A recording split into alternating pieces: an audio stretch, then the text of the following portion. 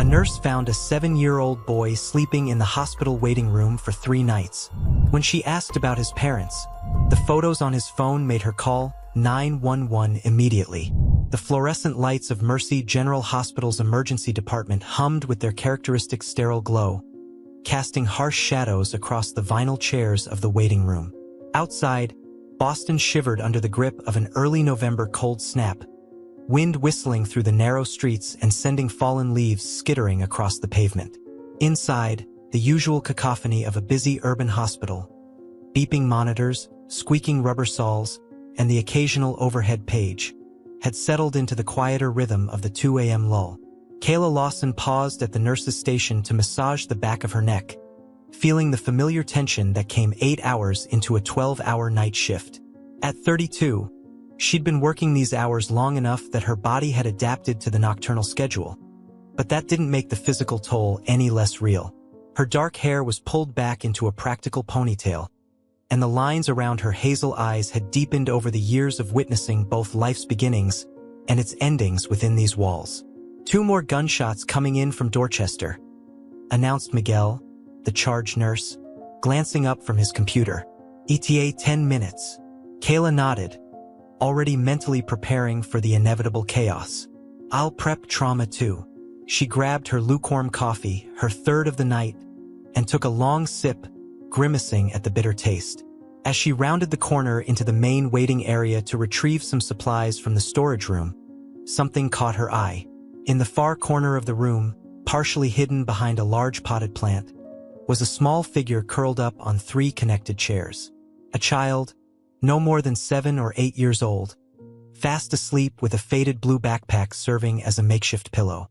He wore a navy jacket that seemed a size too large, jeans with a small tear at one knee, and scuffed sneakers that had seen better days. His face, peaceful in sleep, was framed by unkempt brown hair that fell across his forehead. Kayla frowned. There was something familiar about the boy. She approached quietly, carefully adjusting the thin hospital blanket someone had draped over him. As she did, recognition dawned. This was the same child she'd noticed during her shifts on Monday and Tuesday nights, always alone in the same corner, always with that same blue backpack. "Hey, Miguel," she called softly, walking back to the nurse's station. "That kid in the corner. Has anyone checked on him?" Miguel glanced up from the computer, brow furrowed. "Which kid?" "The little boy sleeping on the chairs by the plant. Brown hair, blue jacket. I'm pretty sure he was here the last 2 nights too." "Oh, him. Yeah, he says his mom is upstairs getting some tests. Security checked on him yesterday. Said he was fine, just waiting." Miguel shrugged. Figured maybe his mom's admitted or something. Kayla's frown deepened. For 3 nights in a row? That doesn't sound right. Maybe different family members taking turns? I don't know, Kayla. We've been slammed. Miguel's attention was already back on the incoming trauma cases. "Can you check the supply of trauma gowns? We're running low in room 1. She nodded absently, her focus still on the sleeping child. Something about the situation tugged at her instincts, the same instincts that had saved countless patients during her 9 years as an ER nurse. Children didn't typically spend 3 consecutive nights sleeping in waiting rooms, not without good reason. Before she could investigate further, the electronic doors slid open, bringing a blast of cold air and the paramedics with their first gunshot victim of the night. The waiting room child would have to wait a little longer. For hours later, as the first hint of dawn began to lighten the sky outside the hospital windows, Kayla finally had a moment to breathe. The gunshot victims were stabilized. One headed to surgery, one admitted to the ICU, and the usual parade of midnight emergencies had momentarily subsided. She made her way back to the waiting room, a small cup of apple juice and a packaged breakfast muffin in hand. The boy was awake now, sitting upright with his backpack clutched protectively on his lap. In the harsh morning light, Kayla could see the dark circles under his eyes and the slight hollowness to his cheeks. He was thin, too thin, and there was a wariness in his posture that seemed incongruous with his young age. "Hey there," she said, approaching with a gentle smile. "I brought you some breakfast." The boy's eyes, a deep brown that seemed to hold more than a child's share of understanding, darted to her face, then to her ID badge, then to the offered food. He didn't reach for it. "I'm not supposed to take things from strangers," he said, his voice quiet but surprisingly articulate for a child his age. Kayla nodded, placing the juice and muffin on the chair beside him.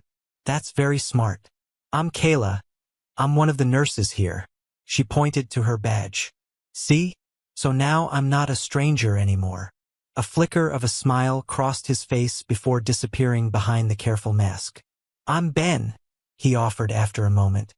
"Nice to meet you, Ben." Kayla sat down in the chair opposite him, keeping a respectful distance. "I noticed you've been here for a few nights. Is everything okay?" Ben's small fingers tightened around the straps of his backpack.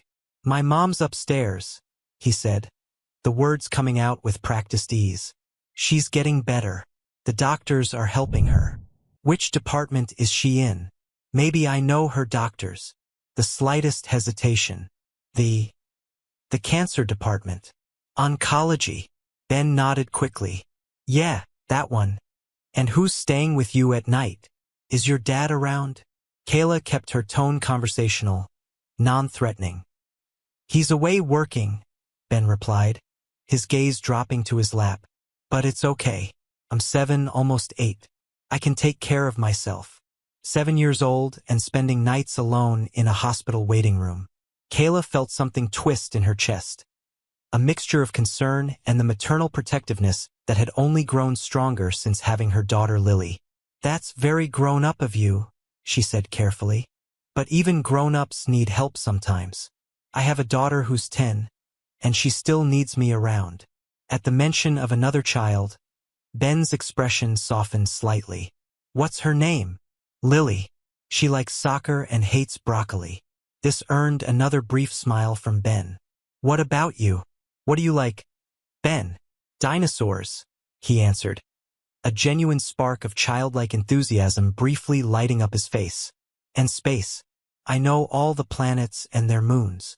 "That's impressive," Kayla said, meaning it. "So you're staying here until your mom gets better? Has anyone from the hospital been helping you?" The wariness returned to Ben's expression. "A guard asked me some questions yesterday. I told him my mom said to wait here." He straightened up, as if trying to appear more confident. "I'm fine, really. I have my books and my phone for games. And I can use the bathroom here, and there's water fountains." The casual mention of basic necessities as though they were luxuries made Kayla's concern deepen. "Have you been eating regular meals, Ben?" Ben nodded, but the slight hesitation told her otherwise. "The cafeteria lady gave me some food yesterday." Kayla glanced at the untouched muffin and juice. "You should eat that before it gets stale. Hospital food isn't great, but it's better than nothing." After a moment's consideration, Ben reached for the juice, carefully peeling back the foil top. He took a small sip, then a more eager one, clearly thirstier than he'd let on. "Ben," Kayla said gently, "I'd really like to check on your mom. Make sure she's getting everything she needs. Could you tell me her name?" His shoulders tensed. "Diane," he said after a pause. "Diane Reynolds."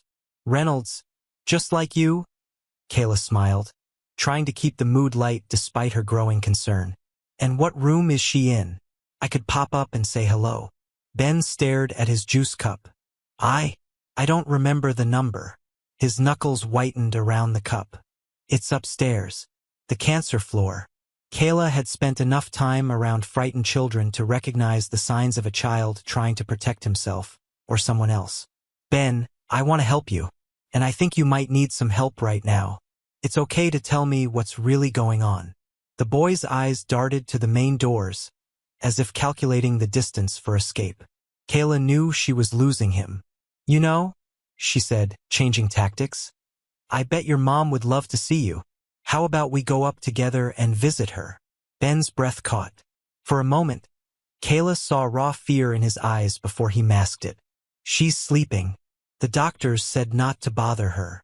Even sleeping people like knowing their loved ones are near," Kayla countered gently. "I could just check on her while you wait outside if you're worried about waking her." "No!" The word came out sharper than Ben had likely intended, and he immediately drew back. "I mean, She needs to rest. That's what the doctor said. Kayla nodded slowly, making a split-second decision. She reached into her scrubs pocket and pulled out her phone. Ben, can I see your phone for a second? I want to put my number in it, so you can call me if you need anything. After a moment's hesitation, Ben reached into his backpack and pulled out an old model smartphone with a cracked screen protector. It's just for emergencies, he explained as he handed it over. Mom lets me have it so I can call her. That's smart, Kayla said, taking the device. As soon as it was in her hand, she knew what she had to do. It wasn't strictly ethical, but her instincts were screaming that this child was in trouble. Do you mind if I check if your mom's number is working? Sometimes hospital rooms have bad reception. Before Ben could protest, Kayla had opened the phone's photo gallery, and what she saw made her blood run cold. The first image showed a small, cluttered apartment with clothes strewn across the floor, empty liquor bottles on a coffee table, and what looked disturbingly like drug paraphernalia partially visible on a side table. The next photo showed a thin woman with lank blonde hair sprawled unconscious on a stained couch, her arm bearing the telltale marks of repeated injections, and a visible bruise darkening her cheekbone. Kayla swiped through more images with mounting horror, a child's careful documentation of neglect. There was a hand-drawn calendar with days crossed off, photos of simple meals Ben had apparently prepared for himself, and selfies he'd taken to send to his mother showing he was being good while she was sleeping. When Kayla looked up from the phone, she found Ben watching her with resignation beyond his years. She's not really upstairs, is she? Kayla asked softly. Ben's lower lip trembled, but he didn't cry. She's just sick, he whispered. She's going to get better. She always does. How long has she been sleeping like this, Ben? He shrugged one small shoulder. Since last Thursday, but I've been taking care of things. I go to school and everything. I make my lunch. I'm good at being quiet when she's resting. 13 days. This child had been essentially caring for himself for nearly 2 weeks. Where is your apartment, Ben? Kayla kept her voice steady, despite the rage and sorrow building inside her. On Westland Avenue, he answered, his defenses crumbling. Near the big CVS. But please don't tell anyone. If they know I'm alone, they'll take me away. I don't want to go away. I want to stay with my mom. She needs me. Kayla felt a lump form in her throat, the fierce protectiveness in his voice. A child determined to care for his parent rather than the other way around was both heartbreaking and infuriating. Ben, she said, choosing her words carefully, I think your mom needs help right now, the kind of help doctors can give her. And you need someone to take care of you while she gets that help. No! Panic flashed across Ben's face. No, please. They'll put me in foster care. Tommy from my class was in foster care and he said it was terrible. Please, I'll go home right now. I'll be fine. Mom will wake up soon. Kayla reached out, gently placing her hand on Ben's arm. Ben, look at me. If your mom is sleeping like in those photos, she might be very sick. She might need emergency medical help. The boy's eyes filled with tears, but still none fell. You're going to call the police, he said, his voice small. I'm going to call for help, Kayla corrected gently. For both of you. In that moment, Ben looked exactly what he was. A frightened 7-year-old boy who had been carrying an impossible burden alone for far too long. His shoulders slumped, and the backpack slid to the floor as the fight went out of him. Can you? He started, then paused, swallowing hard. Can you come with me? When they check on her. I don't want to go by myself. The request broke something in Kayla's heart. She squeezed his small hand. I won't leave you alone, Ben. I promise. As Ben finally allowed himself to lean against her side, exhaustion overtaking his small frame, Kayla pulled out her phone with her free hand and dialed 911. Looking down at the top of his head, at the too thin shoulders carrying too much weight, she made a silent vow that this child would not fall through the cracks. Not on her watch. This is Kayla Lawson, a nurse at Mercy General, she said when the dispatcher answered. I need to report a child in danger and a possible overdose victim. Outside, the Boston morning was breaking clear and cold, the sun climbing over the city skyline, indifferent to the small lives being broken and perhaps, just perhaps, beginning to be mended within the hospital walls. The ambulance's siren wailed through the Boston morning, cutting through the early rush hour traffic with urgent authority. Inside, Kayla sat beside Ben, her hand resting protectively on his small shoulder as the EMTs exchanged terse updates over the radio. The boy hadn't spoken since they'd left the hospital, his brown eyes fixed on his scuffed sneakers, his blue backpack clutched against his chest like armor. "We're 4 minutes out," the driver called back. "Police are already on scene." Kayla felt Ben tense beneath her touch. "It's going to be okay," she said softly, though she had no right to make such promises. In 9 years of emergency nursing, she'd seen too many cases like this end in heartbreak. The opioid crisis had carved its way through Boston's neighborhoods with ruthless efficiency, leaving shattered families in its wake. What if she's dead? Ben's question came so quietly that Kayla almost missed it beneath the siren's wail. The words held no childish drama, only a terrible, matter-of-fact acceptance that made them all the more devastating. "The police would have told us if..." Kayla began, then stopped herself. This child had been forced to grow up too quickly. He deserved honesty, not hollow reassurances. "I don't know, Ben, but if she's been taking pictures and moving around recently, that's a good sign." Ben nodded, his fingers working anxiously at a frayed thread on his backpack. "She breathed when I checked yesterday morning. I put a mirror by her nose like they do in movies." A flash of pride crossed his face. "I've been making sure she drinks water. I squeeze it into her mouth with a turkey baster, really careful so she doesn't choke." The simple statement hit Kayla like a physical blow. She pictured this small boy, methodically caring for his unconscious mother with makeshift medical techniques gleaned from television, alone in an apartment with no one to turn to.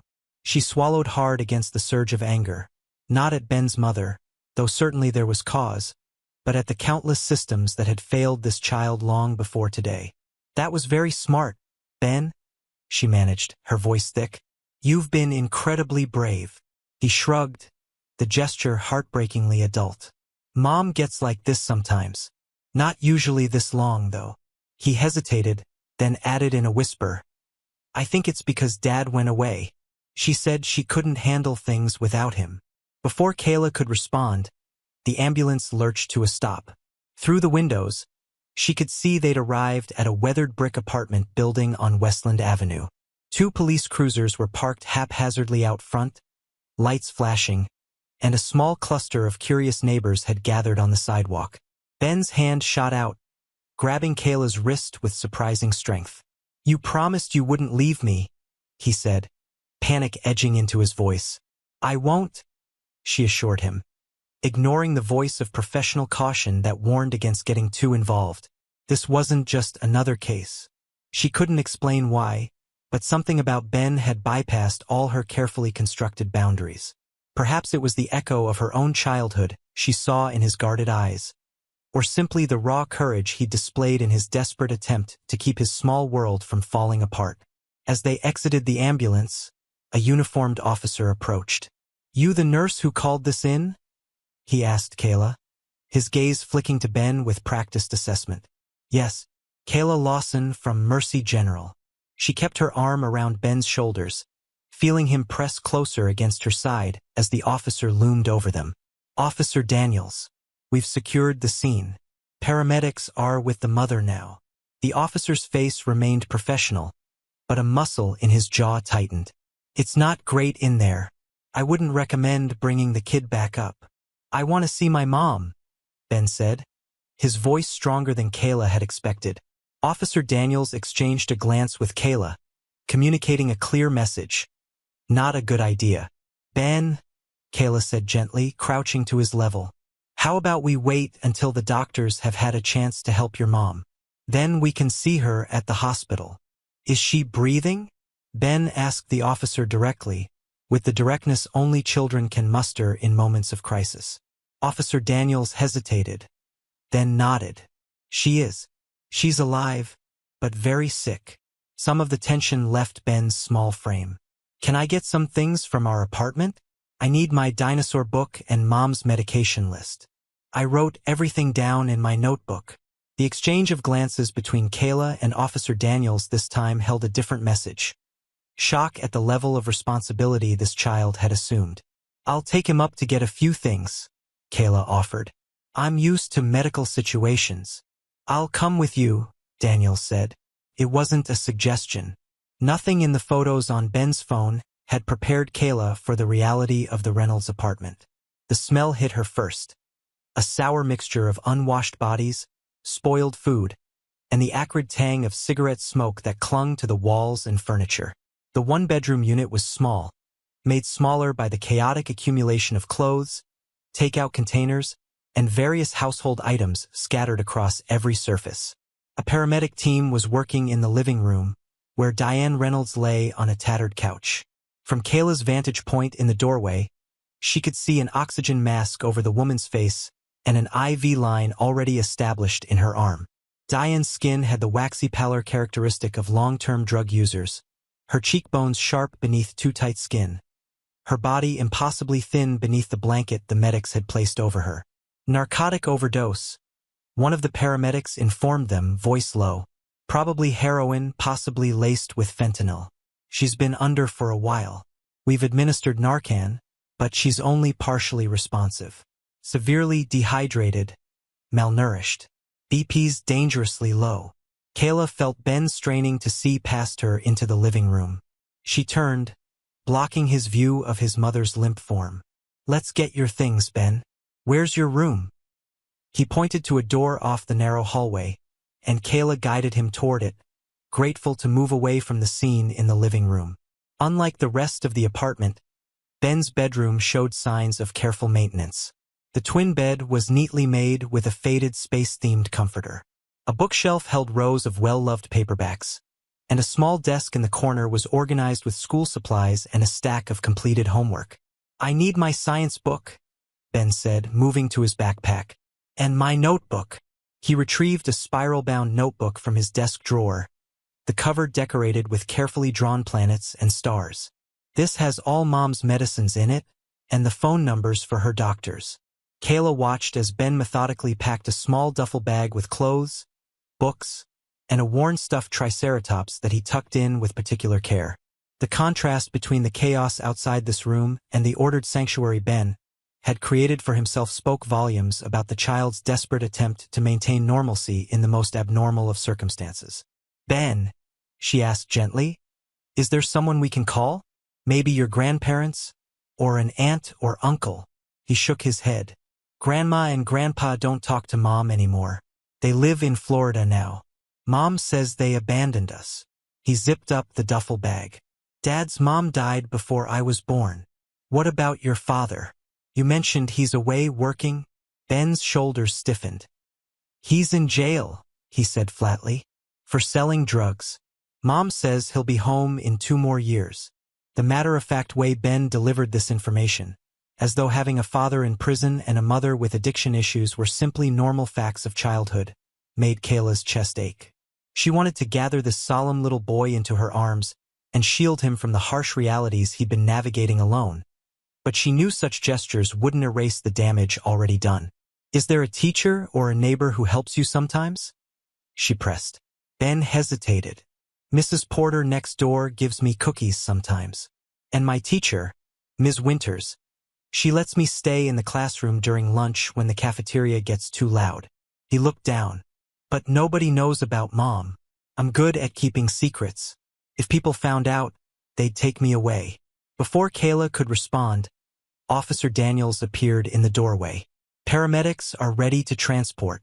There's a social worker on the way to meet us at Mercy General. His eyes swept over the neat bedroom, then back to Ben with a new understanding. You ready to go, buddy? Ben nodded, slinging his backpack over one shoulder and gripping the duffel bag with both hands. At the doorway, he paused, looking back at his room with a gaze far too knowing for a 7-year-old. It was the look of someone who understood they might not be returning. Kayla placed a gentle hand on his back. Let's go see your mom.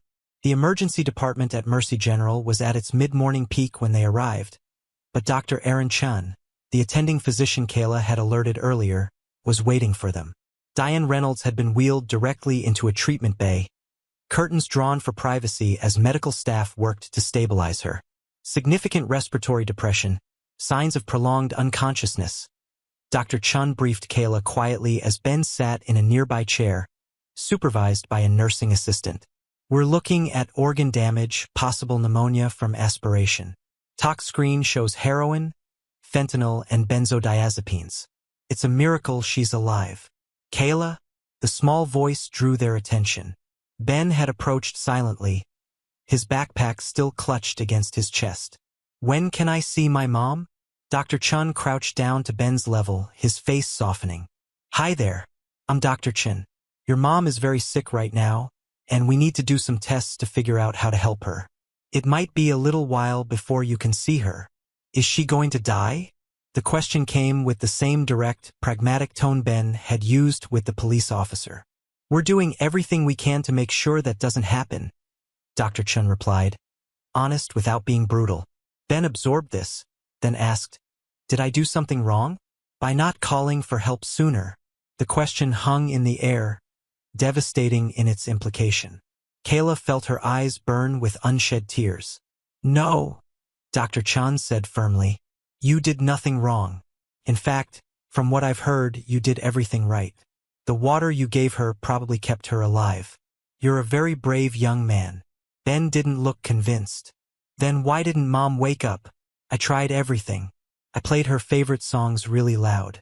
I made her coffee and put it by her nose because she always says she can't wake up without coffee. His voice cracked slightly. I even cleaned the whole apartment yesterday, so she'd be happy when she woke up. Kayla exchanged a pained glance with Dr. Chun over Ben's head. Your mom has an illness, Kayla explained gently. It's not something you could fix, no matter how hard you tried. It's like if someone has a broken leg. Playing music or making coffee won't heal the bone. Is it because of the needles? Ben asked, his voice dropping to a whisper. I told her those were bad.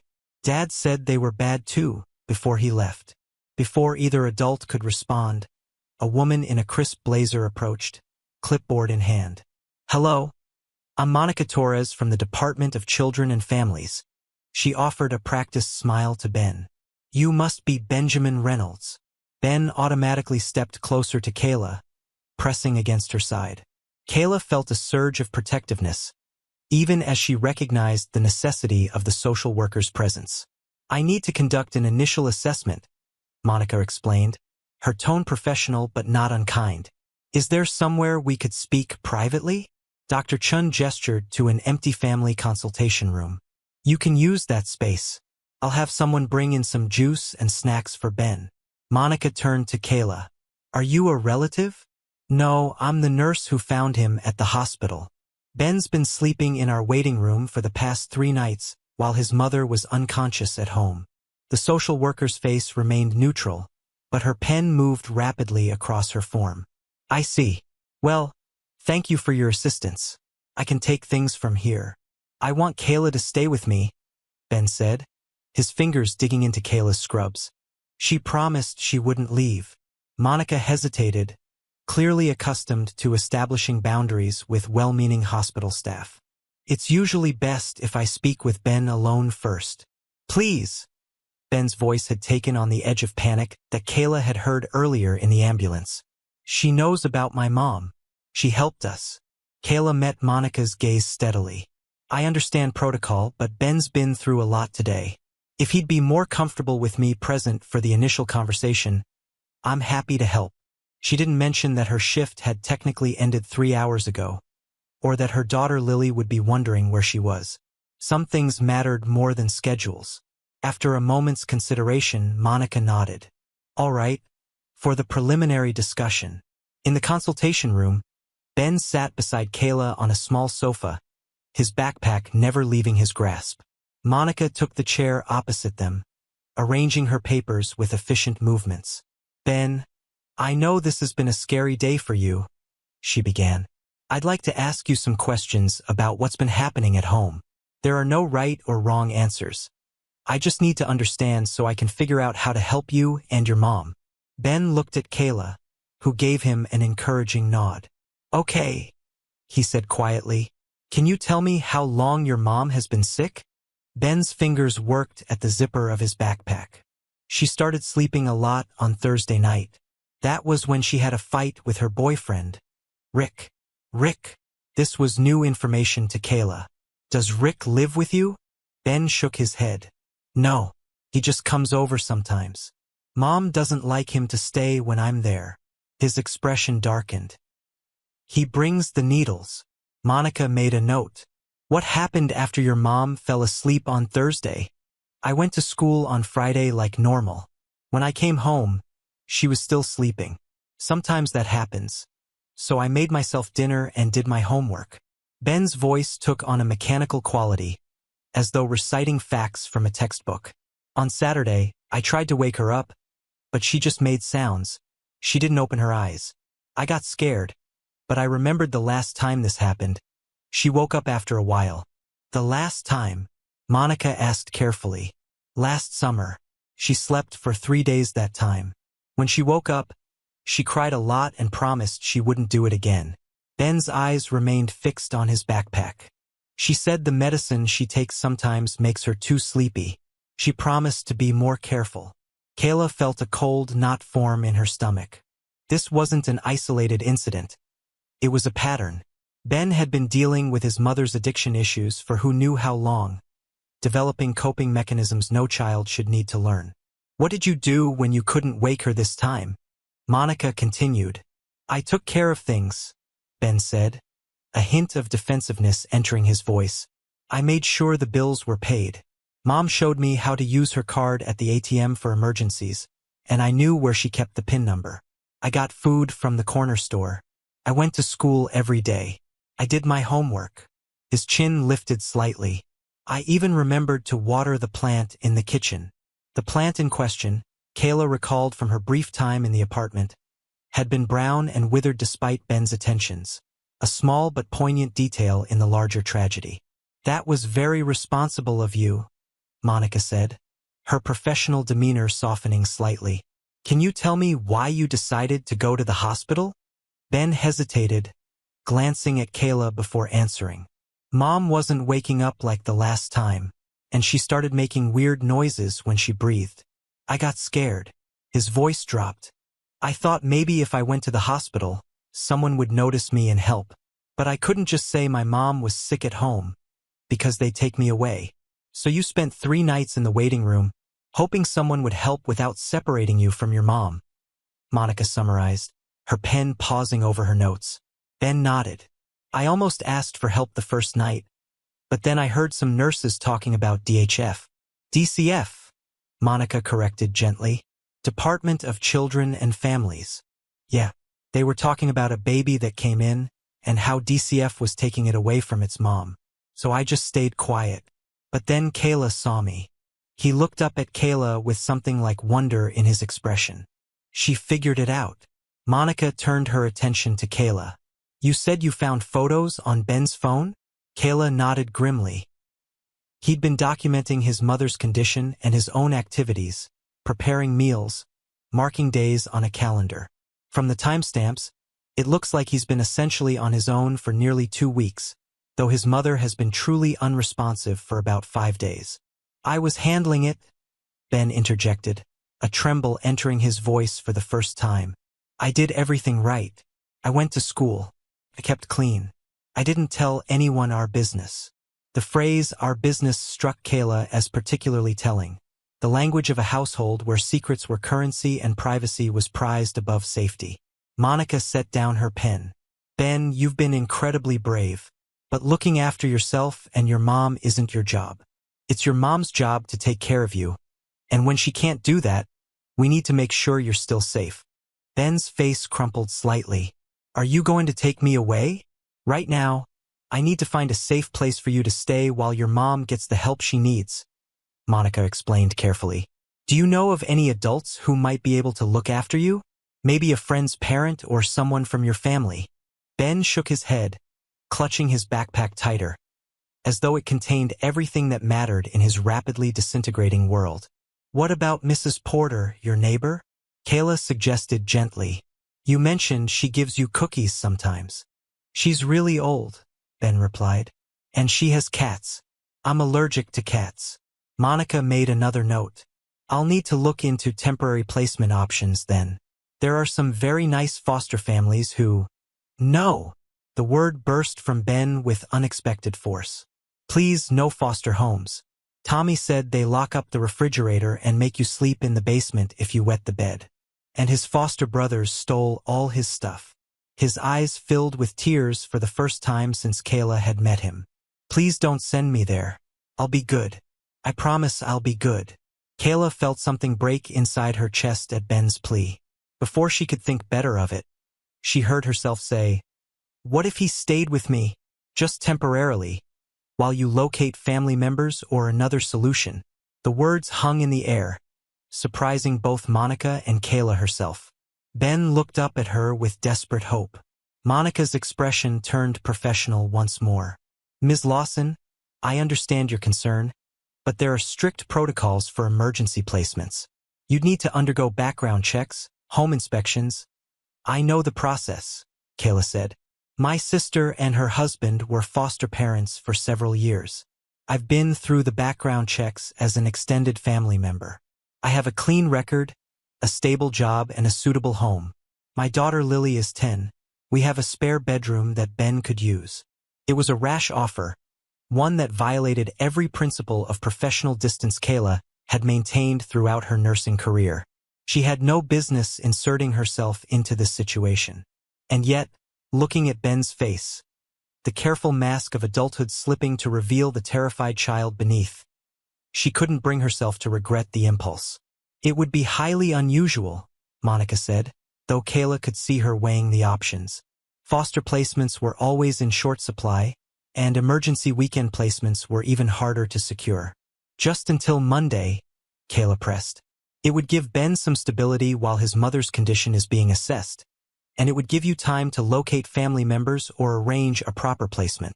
She hesitated, then added, "And it would mean Ben could easily visit his mother in the hospital, since I work here."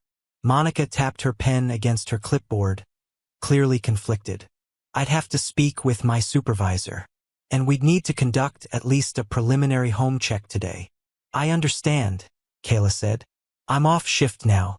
You could come to my apartment this afternoon." Ben was looking between them, afraid to hope. "Could I really stay with Kayla?" he asked Monica. "Just until Mom gets better?" The raw need in his voice seemed to sway Monica. "Let me make some calls," she said, softening. "I'm not promising anything, but I'll see what we can arrange." As Monica stepped out of the room to confer with her supervisor, Ben turned to Kayla, his eyes wide with a mixture of fear and desperate hope. "Did you mean it?" he whispered. "About me staying with you?" Kayla thought about her small apartment, her demanding job, her daughter who already complained about not getting enough of her mother's attention. She thought about the complications this would add to her already chaotic life, the boundaries it would cross, the emotional entanglement it would inevitably create. Then she looked at Ben, this brave, resourceful child who had spent the past 2 weeks fighting a solitary battle to keep his world from collapsing, and knew there was only one answer she could give. "I meant it," she said softly. "If they'll let you stay with me, you won't have to be alone anymore." Ben's shoulders sagged with relief, and for the first time, Kayla saw him as simply a child. Not the miniature adult who had been meticulously managing an impossible situation, but a 7-year-old boy who had been carrying the weight of the world and was finally, cautiously, allowing someone else to help bear the load. Outside the consultation room window, hospital staff bustled through their routines, unaware of the small drama unfolding within. A nurse stepping far beyond her professional role, a social worker weighing protocols against practicalities, and a child teetering on the edge between a past defined by secrets and a future that might, just might, hold something like safety. In the trauma bay down the hall, monitors beeped steadily beside Diane Reynolds' bed, marking the precarious rhythm of a life hanging in the balance. And in the consultation room, Kayla Lawson made a silent promise to a child she barely knew, a promise that would irrevocably alter the course of all their lives. The elevator to Kayla's 5th-floor apartment crawled upward with aching slowness. Inside the metal box, an uncomfortable silence hung between the 3 passengers. Kayla, fidgeting with her keys, Ben, his possessions clutched close to his chest, and Monica Torres, the social worker, whose clipboard seemed permanently affixed to her hand as she made occasional notes. "We're almost there," Kayla said, attempting to fill the awkward quiet. "The building's old, but the apartment is nice. Cozy." Ben nodded, his face a careful mask of neutrality that no 7-year-old should have perfected. The preliminary arrangements had moved with surprising speed, a testament to Monica's efficiency and the chronic shortage of emergency foster placements on weekends. After a series of phone calls, background checks, and a hastily arranged interview with Monica's supervisor, Kayla had been granted temporary emergency guardianship of Ben until Monday, when a more permanent solution would be determined. The elevator doors finally slid open with a mechanical groan, revealing a narrow hallway with faded floral wallpaper. "We're at the end, 5D, Kayla explained, leading the way. Her heart was racing with an unexpected nervousness. Her apartment, which had always seemed perfectly adequate for herself and Lily, suddenly appeared in her mind's eye with all its flaws magnified. The worn furniture, the perpetually cluttered kitchen counter, the bathroom with its outdated fixtures. Would Monica deem it suitable? More importantly, how would Lily react to this unexpected houseguest?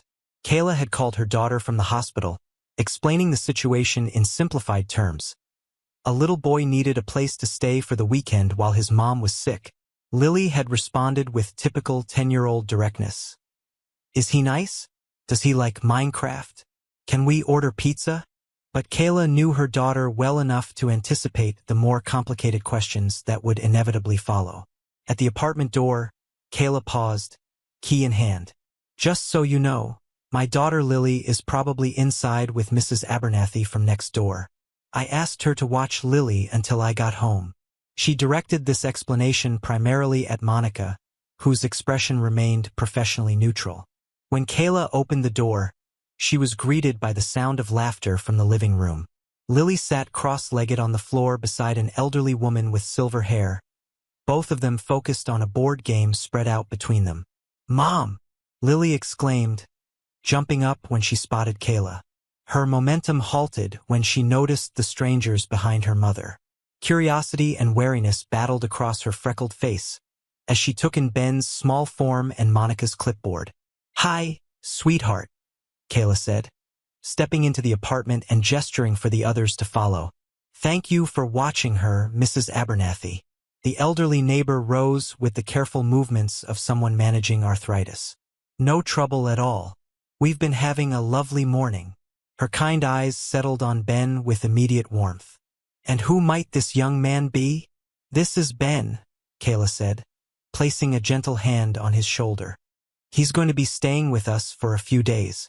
And this is Ms. Torres from the Department of Children and Families." Understanding dawned on Mrs. Abernathy's face. She'd been Kayla's neighbor long enough to know about DCF. "Well, isn't that nice?" she said, with the tact of a woman who had seen much in her 70-plus years. "I'll be right next door if you need anything at all. Any friend of Kayla's is a friend of mine." As Mrs. Abernathy gathered her things and took her leave, Lily approached Ben with the direct curiosity of childhood. She was tall for her age, with Kayla's dark hair but eyes of a startling blue that came from her absent father. "Hi," she said, extending her hand formally. "I'm Lily. I'm 10. Do you like Minecraft?" Ben stared at her hand for a moment before taking it in a quick, shy handshake. "I'm Ben. I'm 7. I've never played Minecraft, but I've seen videos of it." Lily's eyes widened in disbelief. "You've never played? Mom, he's never played Minecraft." Kayla couldn't help but smile at her daughter's scandalized tone. "Maybe you can show him later, Lily. But first, Ms. Torres needs to check out our apartment. And Ben might want to get settled."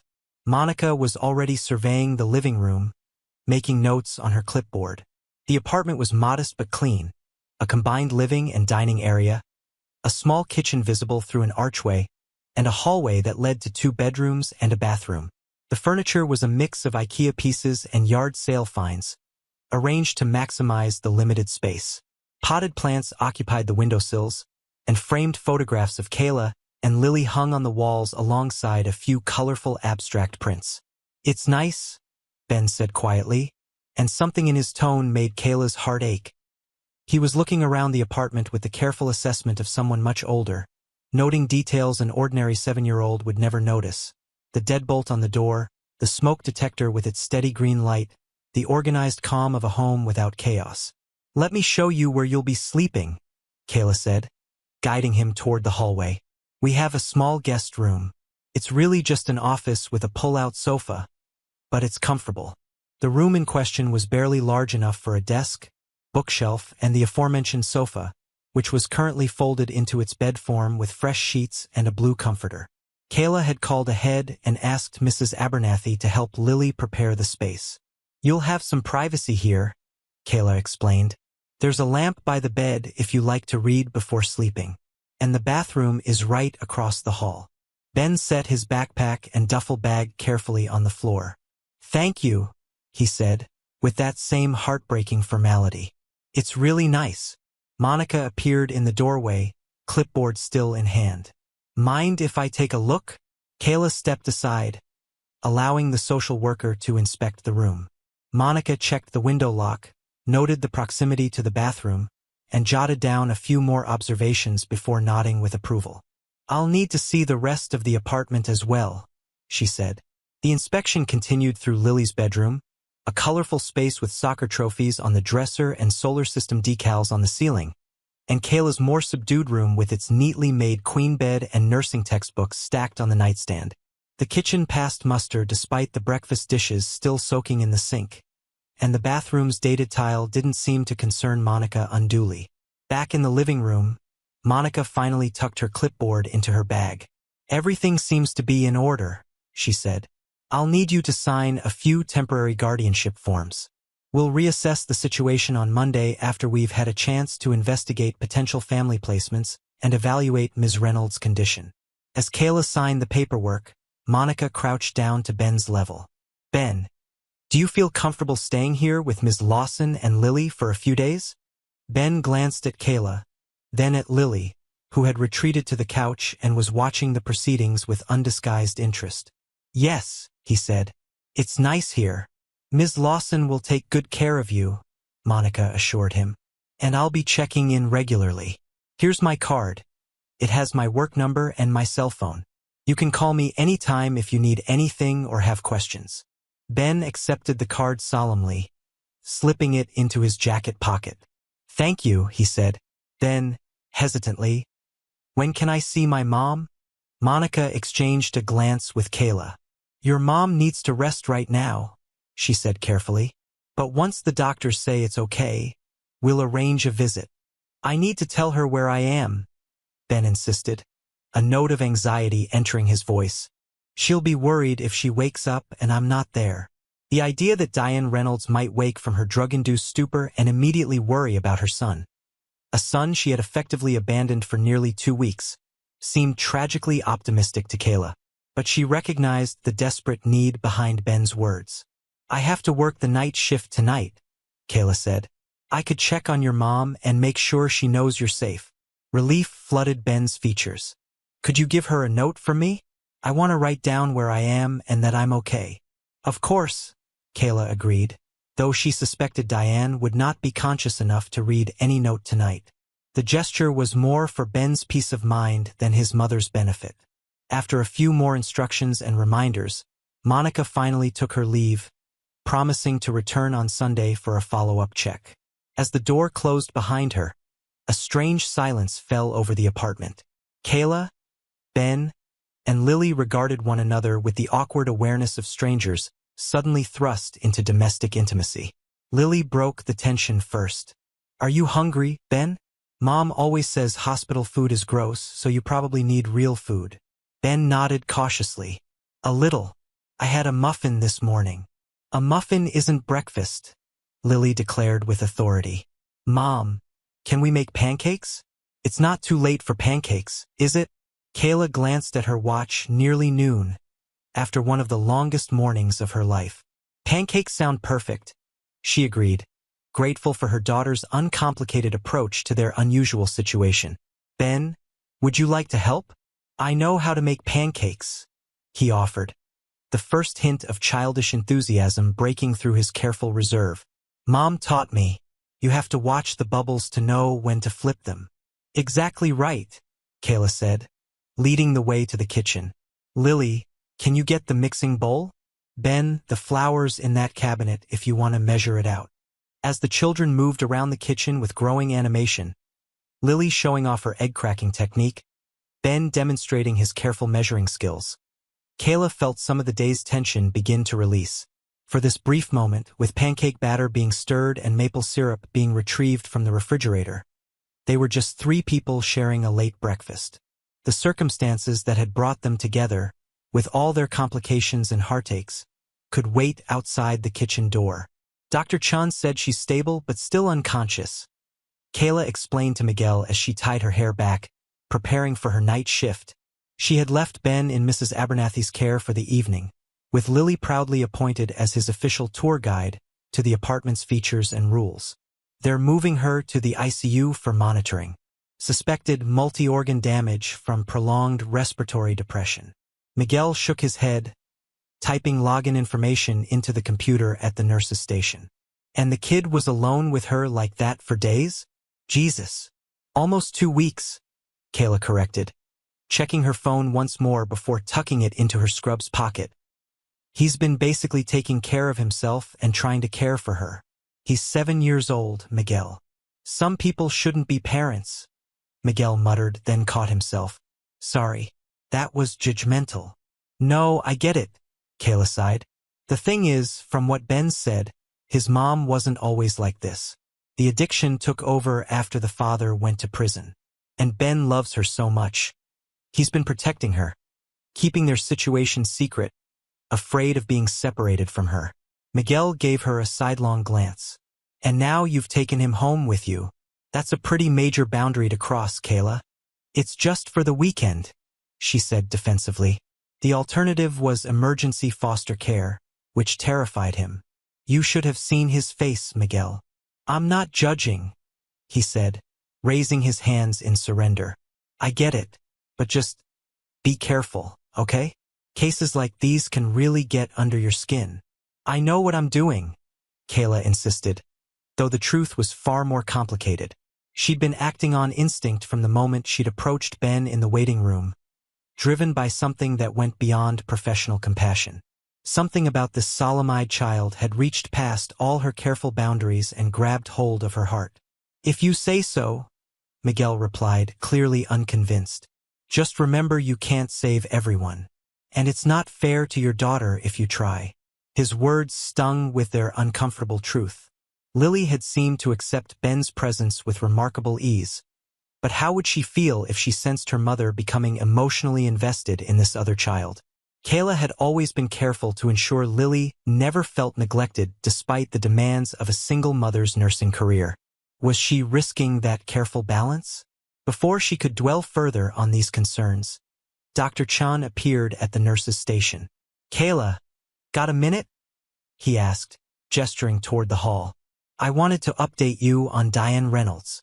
They moved to a quieter corner, where Dr. Chen's professional demeanor softened slightly. Her condition has stabilized, but we're looking at significant damage. Liver function tests are concerning, and there's evidence of aspiration pneumonia developing. We've got her on IV antibiotics and supportive care. Is she conscious? Kayla asked. In and out, mostly confused when awake. She's asked about her son a few times, but doesn't seem to comprehend the answers. He hesitated. The police found evidence of prescription fraud in her apartment. She's been forging scripts for oxycodone and selling them to finance her heroin habit. They'll be pressing charges once she's stable enough. Kayla closed her eyes briefly. So even if she recovers physically, she's facing criminal charges, yes. And given her condition and the circumstances, DCF will almost certainly seek at least temporary removal of the child from her custody. Dr. Chen's expression was sympathetic but realistic. I heard you've taken him in for the weekend. It's a temporary arrangement, Kayla said, repeating the assurance she'd been giving everyone, including herself, just until they find family members or a suitable placement. Dr. Chun nodded, though something in his eyes suggested he understood the situation might not remain so straightforward. He's lucky you found him when you did. Both of them are. As Dr. Chun moved on to his next case, Kayla found herself standing outside Diane Reynolds' ICU room. Through the glass partition, she could see the unconscious woman, so thin her collarbones jutted sharply beneath the hospital gown. Tubes and wires connected her to the machines monitoring her precarious hold on life. It was hard to reconcile this broken figure with the mother Ben spoke of with such loyalty and love. Kayla entered the room quietly, checking the monitors and IV lines with professional habit. Diane's breathing was shallow but regular, supported by supplemental oxygen. Up close, Kayla could see the premature lines etched around her eyes and mouth, signs of a hard life that had aged her beyond her years. "Ms. Reynolds," Kayla said softly, knowing the woman probably couldn't hear her. "I'm Kayla Lawson, a nurse here. I'm taking care of your son, Ben, for a few days while you get better." There was no response, not that Kayla had expected one. She reached into her pocket and pulled out a folded piece of paper, the note Ben had carefully written before she left for her shift. "Ben asked me to give you this," she continued, placing the note on the bedside table where Diane might see it if she woke. "He wants you to know he's safe and that he's waiting for you to get better." Kayla studied the woman's face, searching for some sign of the mother Ben so desperately wanted to protect. Beneath the ravages of addiction and the pallor of illness, Diane Reynolds had once been pretty, with the same delicate bone structure that made Ben's features so expressive. "He's an amazing little boy," Kayla said, a hint of accusation creeping into her voice despite her best intentions. "He's been so brave, trying to take care of everything on his own. He loves you very much." The steady beeping of the monitors was the only response. "I don't know what happened to you," Kayla continued, her voice dropping to a near whisper. "I don't know how you ended up here, but that child deserves better than this. He deserves a mother who stays awake, who keeps him safe." Her throat tightened unexpectedly. "He deserves a chance to just be a kid." The words hung in the sterile hospital air, neither heard nor acknowledged by their intended recipient.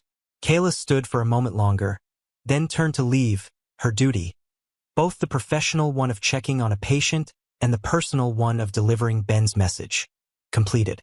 At the door, she paused, looking back at the frail figure in the bed.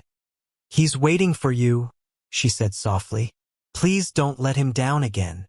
The weekend unfolded with a strange mixture of awkwardness and surprising moments of ordinary domesticity. Ben, initially reserved and watchful, gradually began to relax in the ordered calm of Kayla's apartment. He followed the household rules with meticulous care, made his pull-out bed with hospital corners that would have impressed Kayla's nursing instructors, and offered to help with chores before being asked. "You don't have to wash the dishes, Ben," Kayla told him on Saturday evening, finding him standing on a chair at the sink, carefully scrubbing pots from dinner. "That's not your job here." He looked at her with genuine confusion. "But I always do the dishes at home.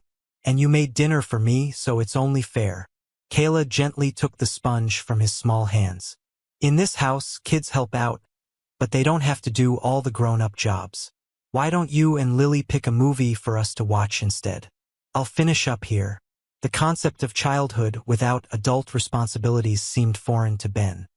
He approached play with the same serious concentration he applied to chores, as though fun were another task to be completed correctly.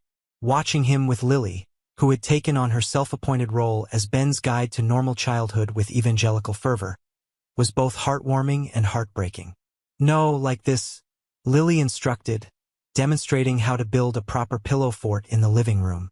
"You need to use the couch cushions for the foundation, or it'll collapse." Ben followed her directions with solemn attention, his face lighting up with quiet wonder when the completed structure stood firm. "It's like a real building," he marveled, "with architecture and everything." Saturday night found all three of them inside the pillow fort, watching a movie on Kayla's laptop. Ben, nestled between Kayla and Lily, fell asleep before the halfway point, his head gradually drooping until it rested against Kayla's arm. The simple trust of the gesture made her chest tighten. He's really tired, Lily whispered, peering around Kayla at the sleeping boy. He's had a tough week, Kayla whispered back, carefully adjusting her position to make Ben more comfortable. Lily was quiet for a moment, watching Ben with thoughtful eyes. His mom is really sick, isn't she? Like, not just a cold or something. Yes, Kayla admitted, never one to shield her daughter from difficult truths. She's very sick. She has an illness that makes her make bad choices sometimes. Like drugs? Lily asked, with the directness of a child raised by a medical professional who didn't believe in euphemisms. Yes, like drugs, Kayla confirmed. And that means Ben has had to take care of himself a lot, in ways that kids shouldn't have to. Lily considered this, her young face serious in the glow of the laptop screen. That's why he tried to wash all the dishes and made his bed so perfect? I think so, Kayla said, impressed by her daughter's perceptiveness. He's had to be very grown up for a long time. That's sad, Lily declared. Then, after another thoughtful pause, can we keep him? The innocent question caught Kayla off guard. What do you mean, honey? Can Ben stay with us? Not just for the weekend, but like, for real. Lily's blue eyes were earnest. He doesn't have anybody to take care of him right now, and we have the extra room and he's nice. He'd be like the brother I always wanted. Kayla felt a complicated surge of emotions. Pride in her daughter's generous heart, worry about the implications of such an arrangement, and an unexpected resonance with the idea that frightened her with its appeal.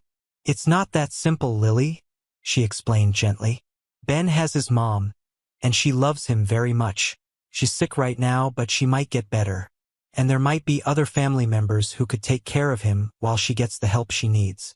But what if there isn't anyone else? Lily persisted. What if they can't find anybody? Then the social workers will find a good foster family for him, Kayla said, even as something in her rebelled against the thought of Ben being placed with strangers. People who are specially trained to help kids like Ben whose families are going through hard times. But we could be his foster family, Lily argued with the impeccable logic of a 10-year-old. You help sick people all the time. That's your job. Being a foster parent is different from being a nurse, Kayla said, though the distinction felt increasingly arbitrary when she looked at the sleeping child beside her. It's a big responsibility, and it would change our lives a lot. Our lives are already changed, Lily pointed out. He's here now, and he needs us. Before Kayla could formulate a response to this uncomfortable truth, Ben stirred slightly in his sleep, murmuring something inaudible. His small hand found Kayla's and gripped it tightly, as though even in sleep he was afraid of being left alone. Lily gave her mother a look that clearly said, "See what I mean? We'll see what happens," Kayla whispered, the only honest answer she could give. "For now, let's just make sure he has a good weekend. Okay?" Lily nodded, apparently satisfied with this compromise. "I'm going to teach him how to play soccer tomorrow. He said he's never played on a real team before." As the movie continued playing, largely unwatched, Kayla found herself contemplating her daughter's simple suggestion with growing seriousness. Can we keep him? The question echoed in her mind, raising others in its wake. What would it mean for their family of 2 to become 3?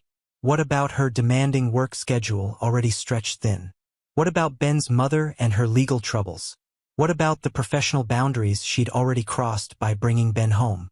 Ben's hand remained wrapped around hers, his breathing deep and even in the peaceful sleep of a child who, perhaps for the first time in a long while, felt truly safe.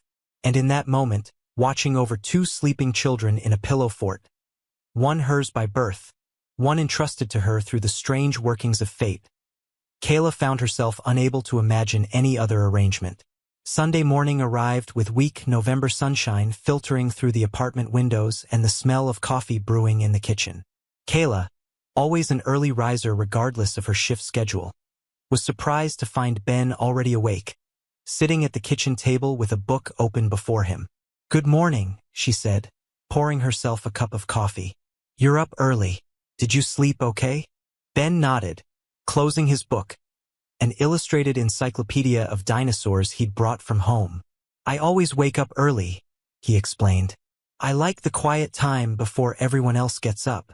The simple statement revealed volumes about his life at home. A child creating moments of peace for himself in what was likely a chaotic environment.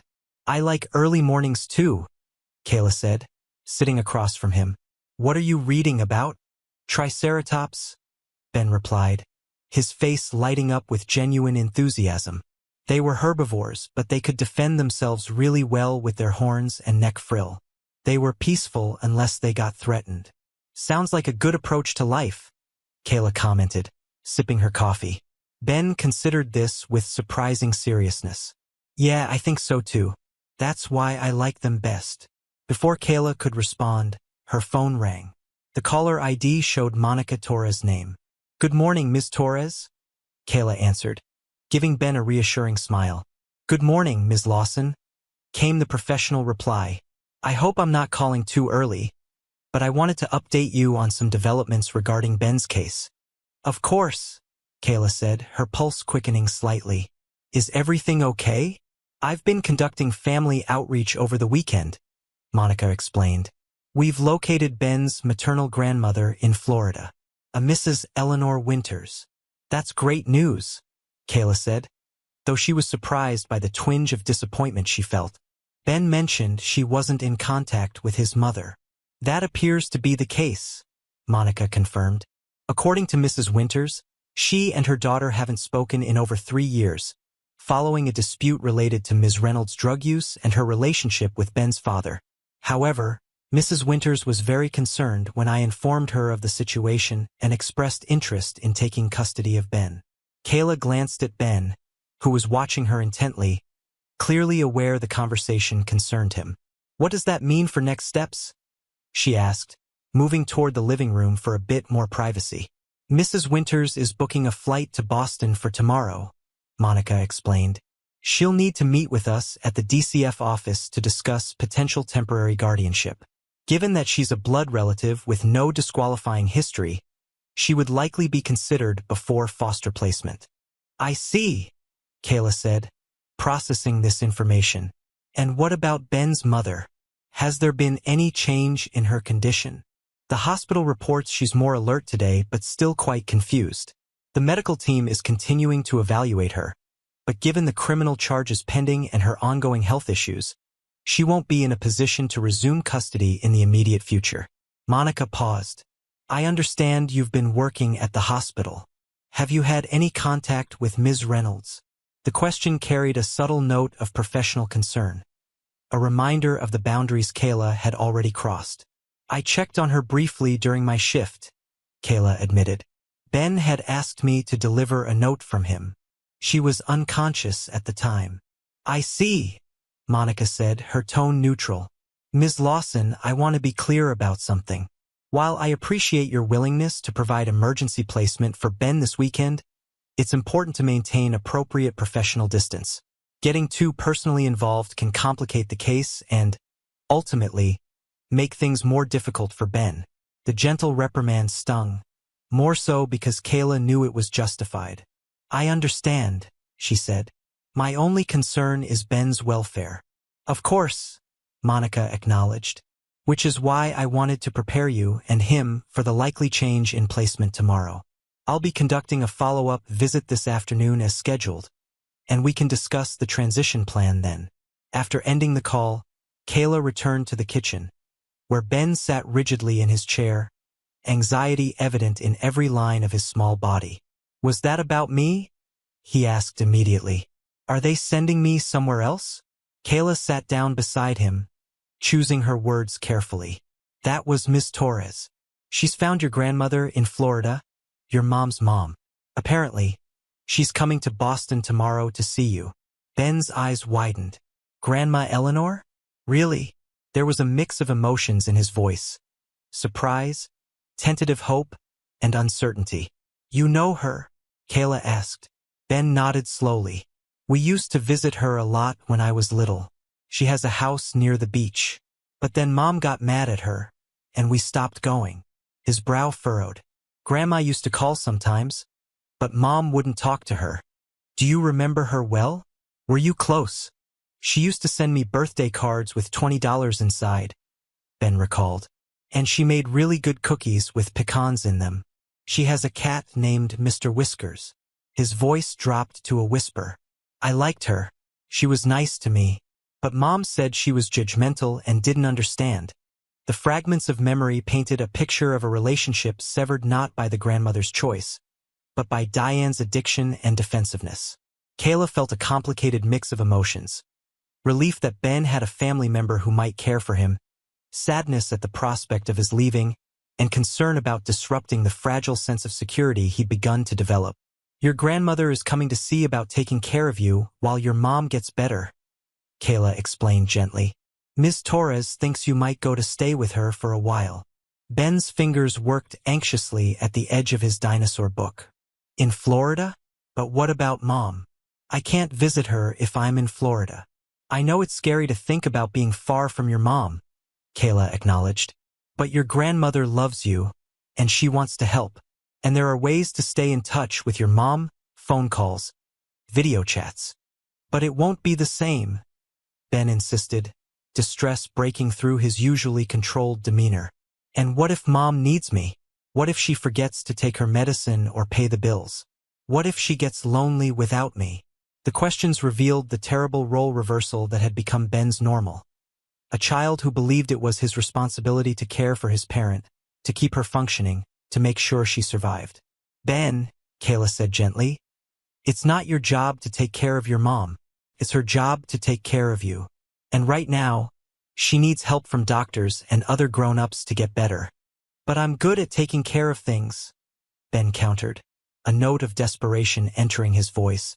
I did everything right. I went to school. I made dinner. I kept quiet when she was sleeping. You've been incredibly brave and responsible, Kayla said, her heart breaking at his plea. But you're 7 years old, Ben. You should be playing and learning and just being a kid, not worrying about bills or medicine or taking care of a grown-up. Ben's lower lip trembled.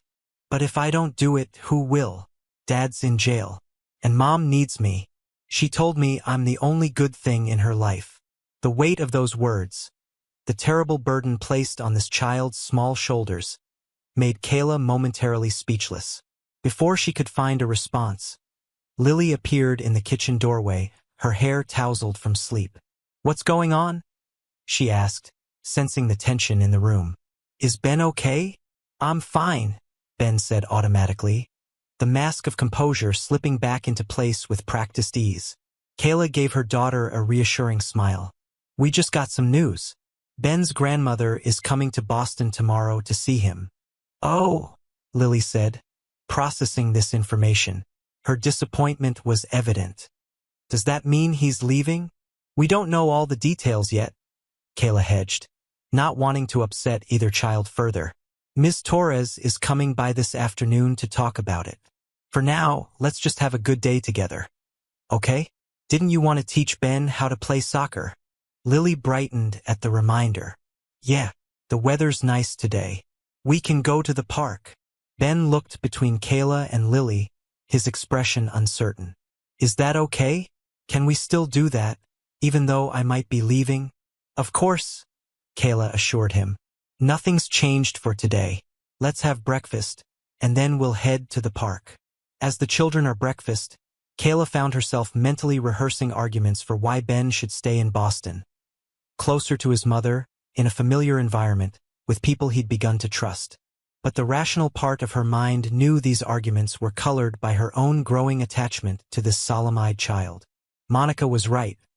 She had crossed professional boundaries, allowed herself to become emotionally involved in a way that complicated an already complex situation.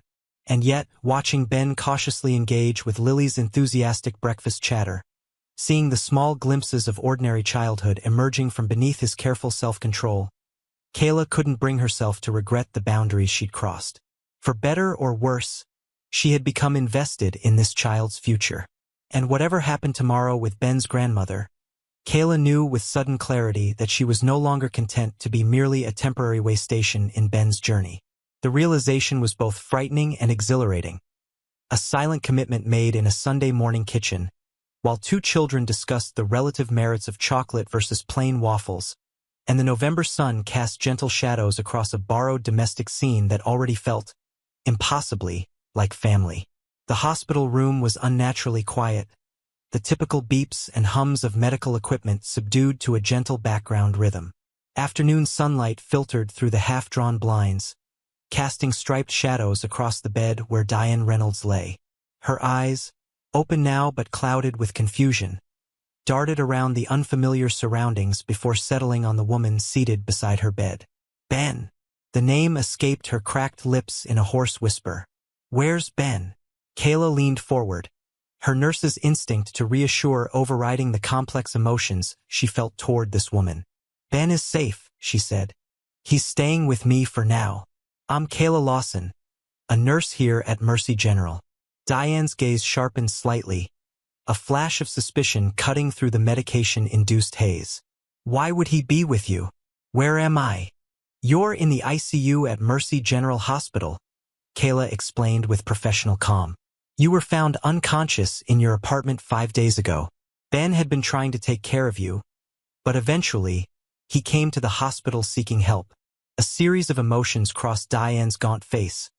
Confusion, disbelief, and finally, a dawning horror as fragments of memory began to resurface.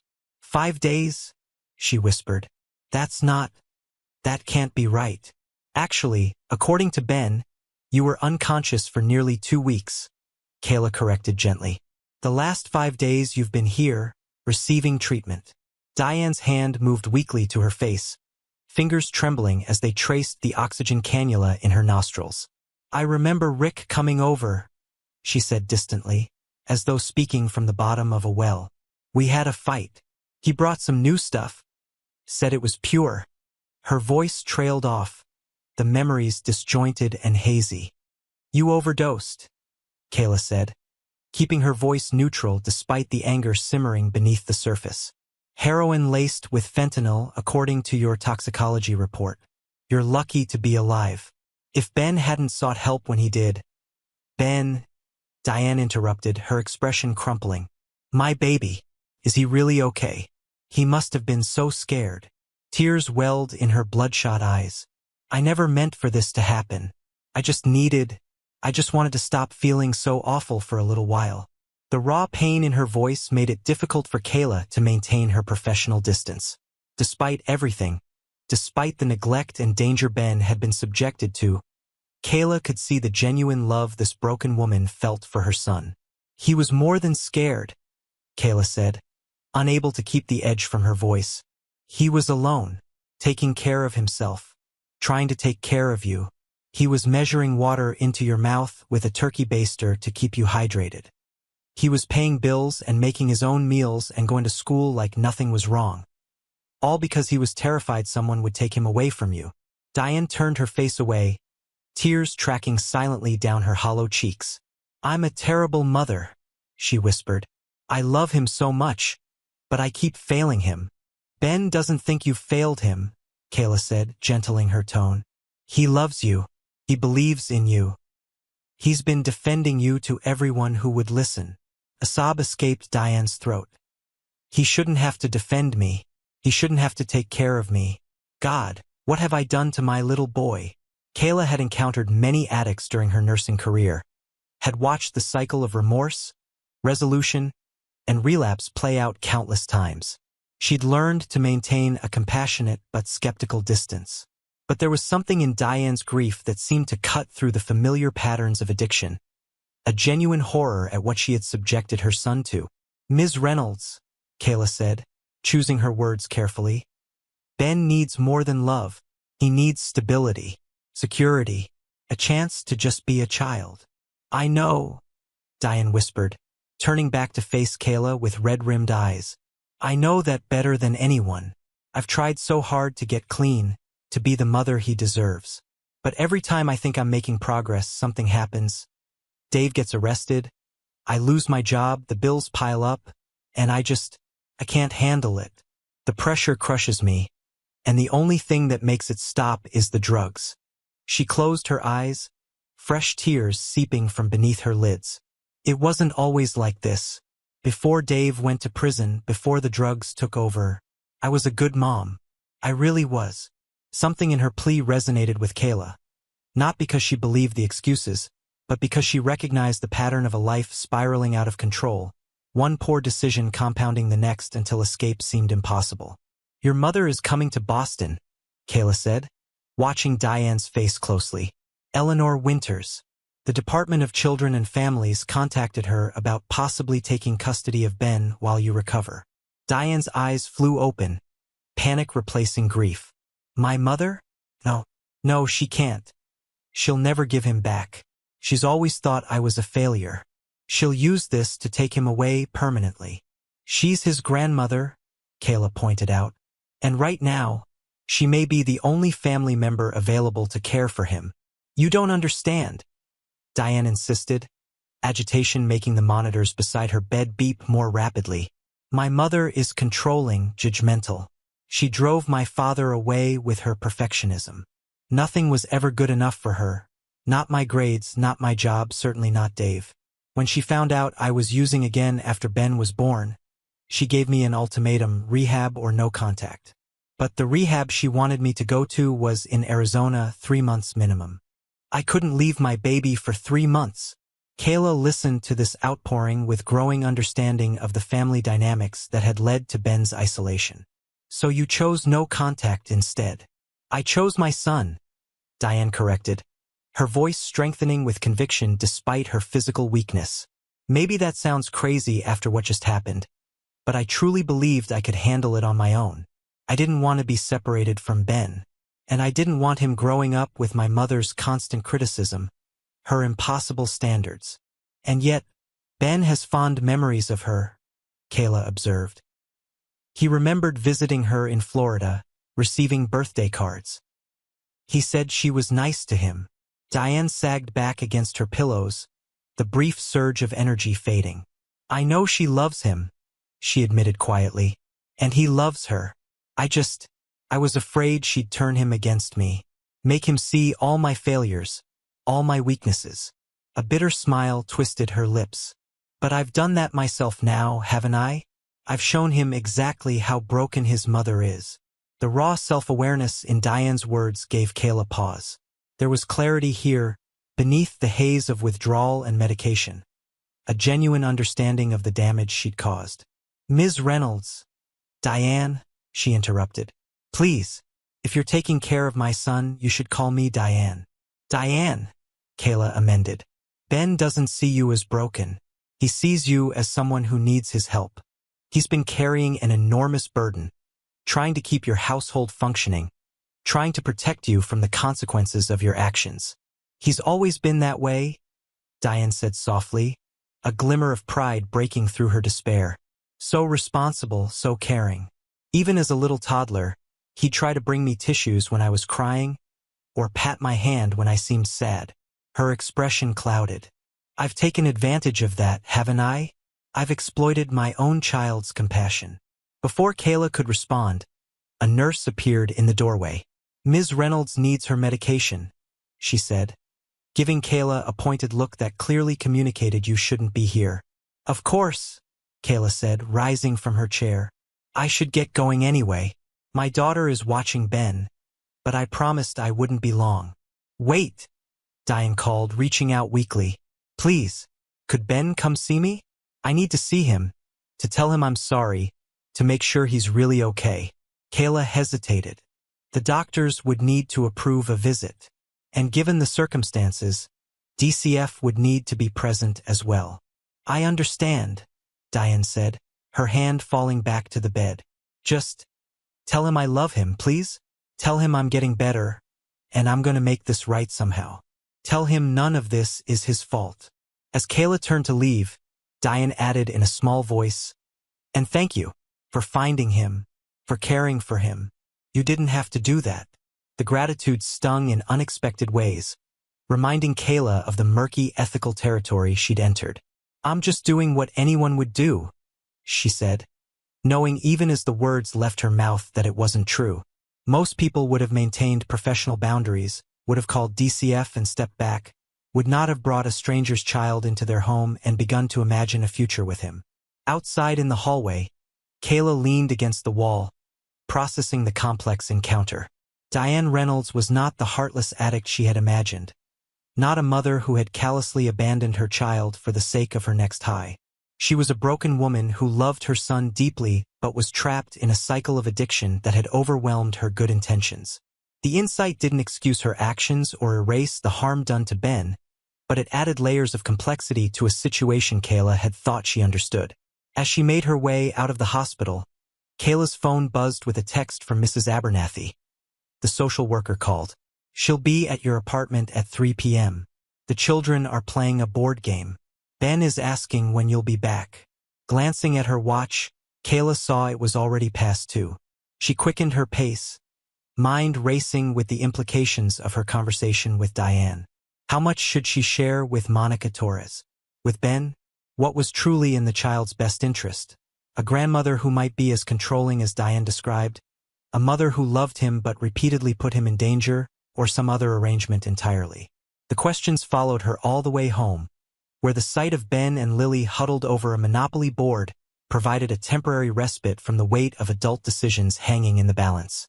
"Mrs. Winters is scheduled to arrive in Boston by noon tomorrow," Monica explained, reviewing her notes at Kayla's kitchen table.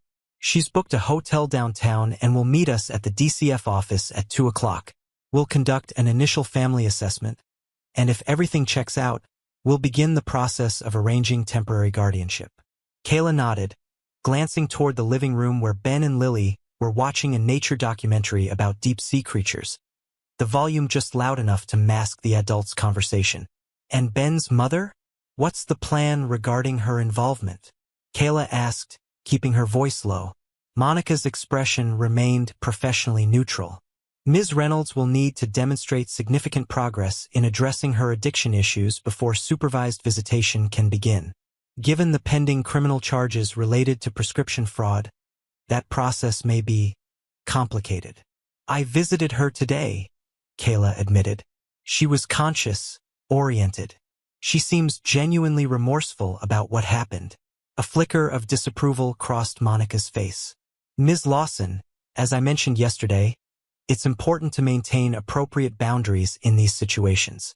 Visiting Ms. Reynolds outside your professional capacity as a nurse—" "I am a nurse," Kayla interjected, "and I'm currently responsible for her son's care.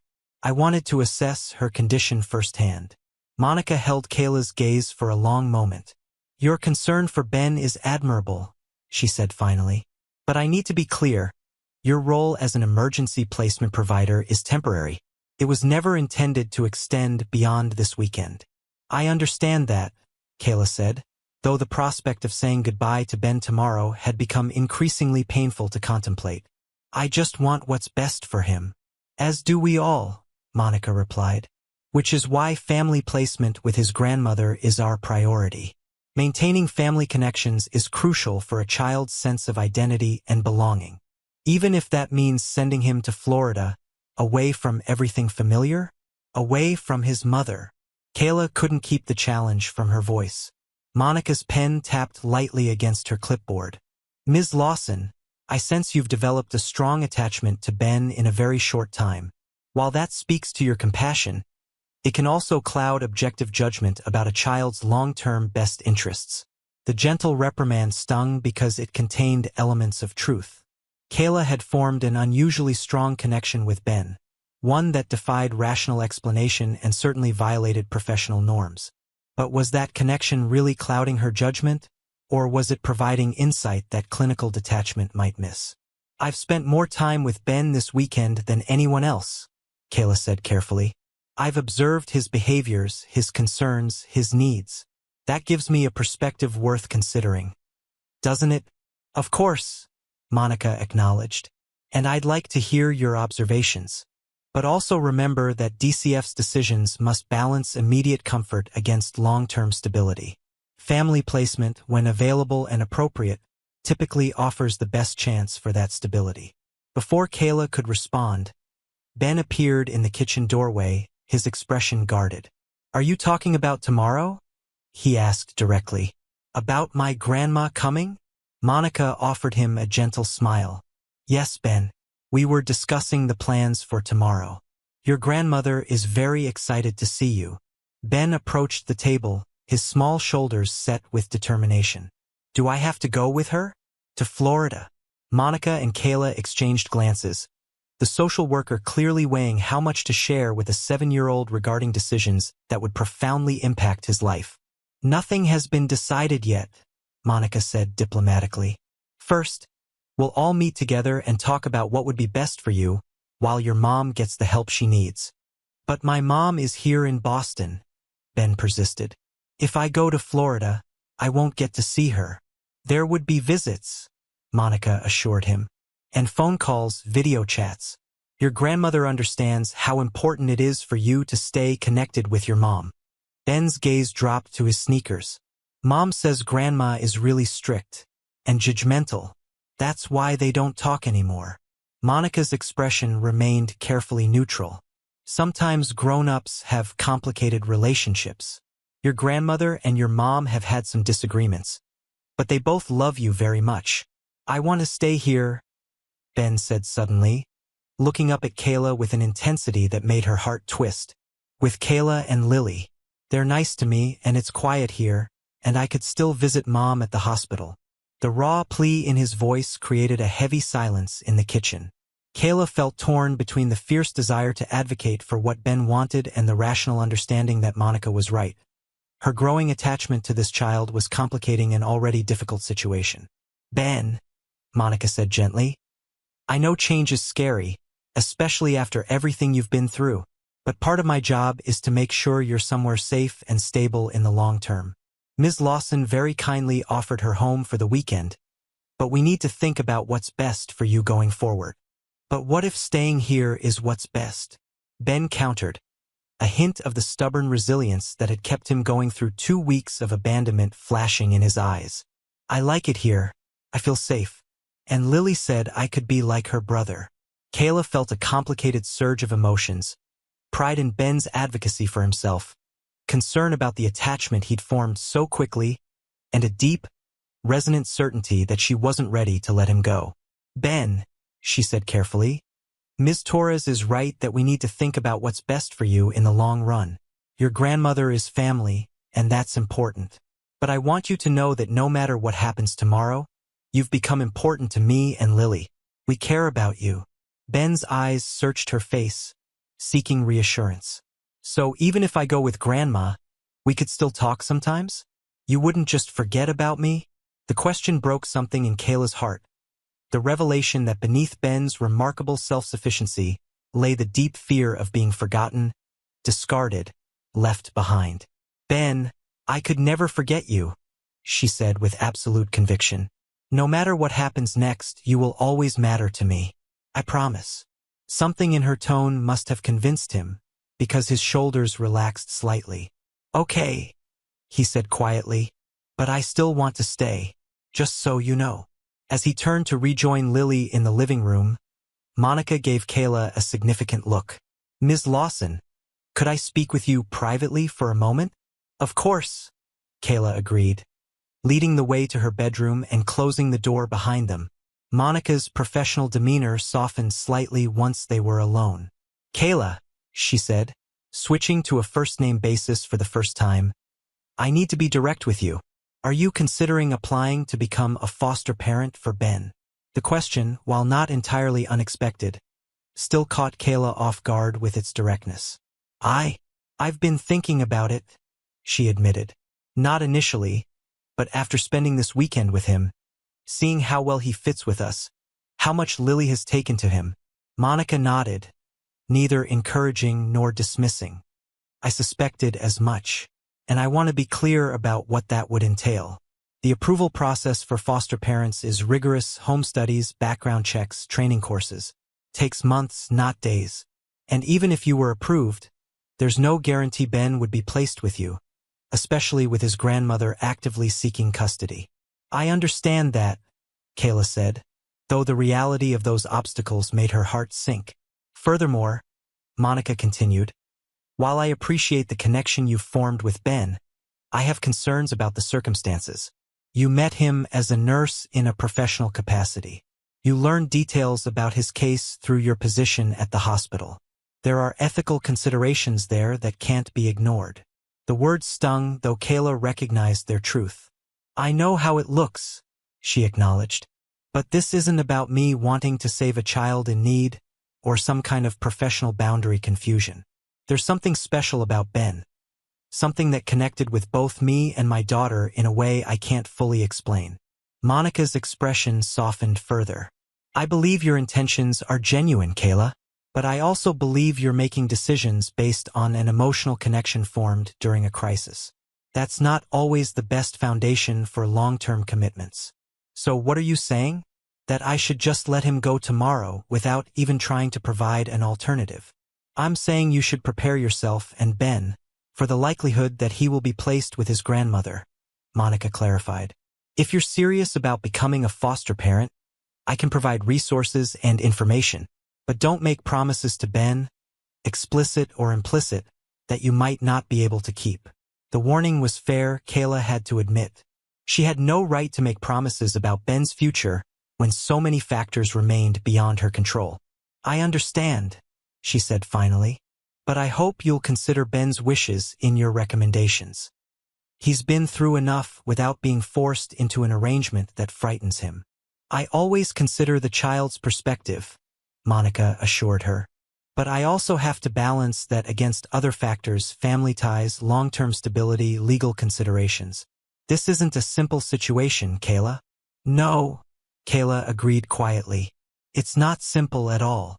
As Monica gathered her things to leave, promising to return the next morning to accompany Ben to the DCF office, Kayla found herself standing in the doorway of the living room, watching Ben and Lily sprawled on the couch, absorbed in their documentary.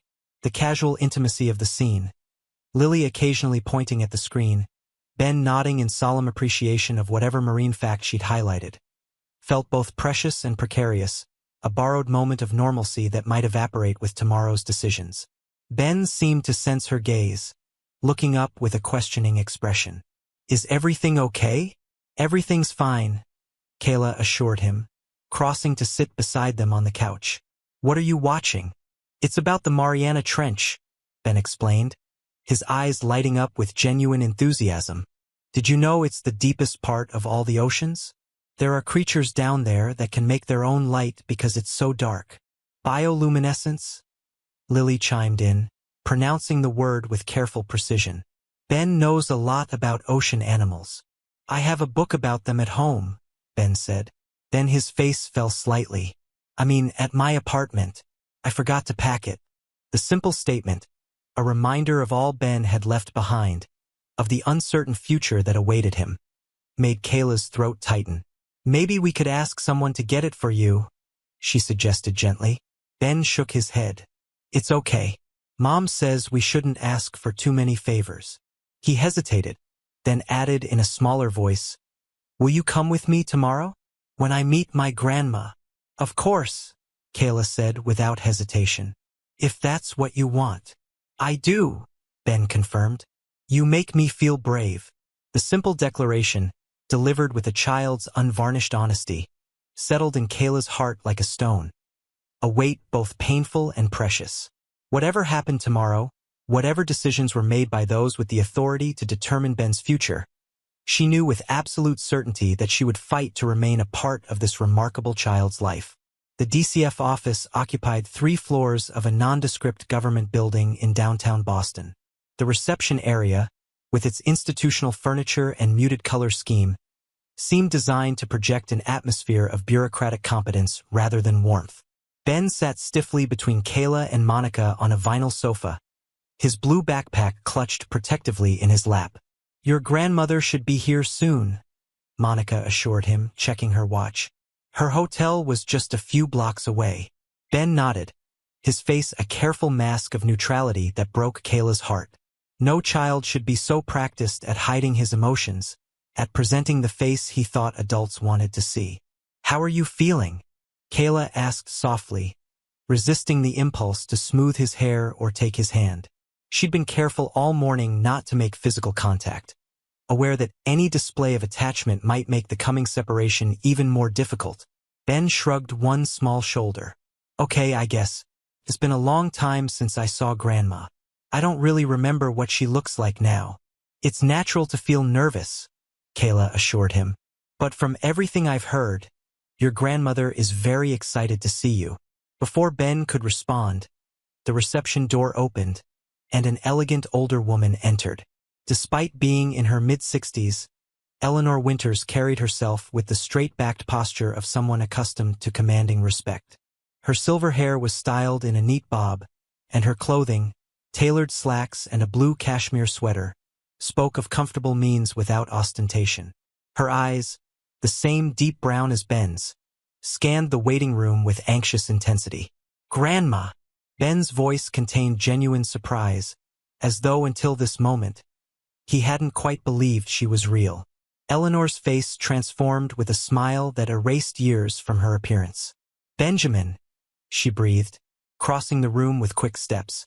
"Oh, my sweet boy. Look at you. So grown up."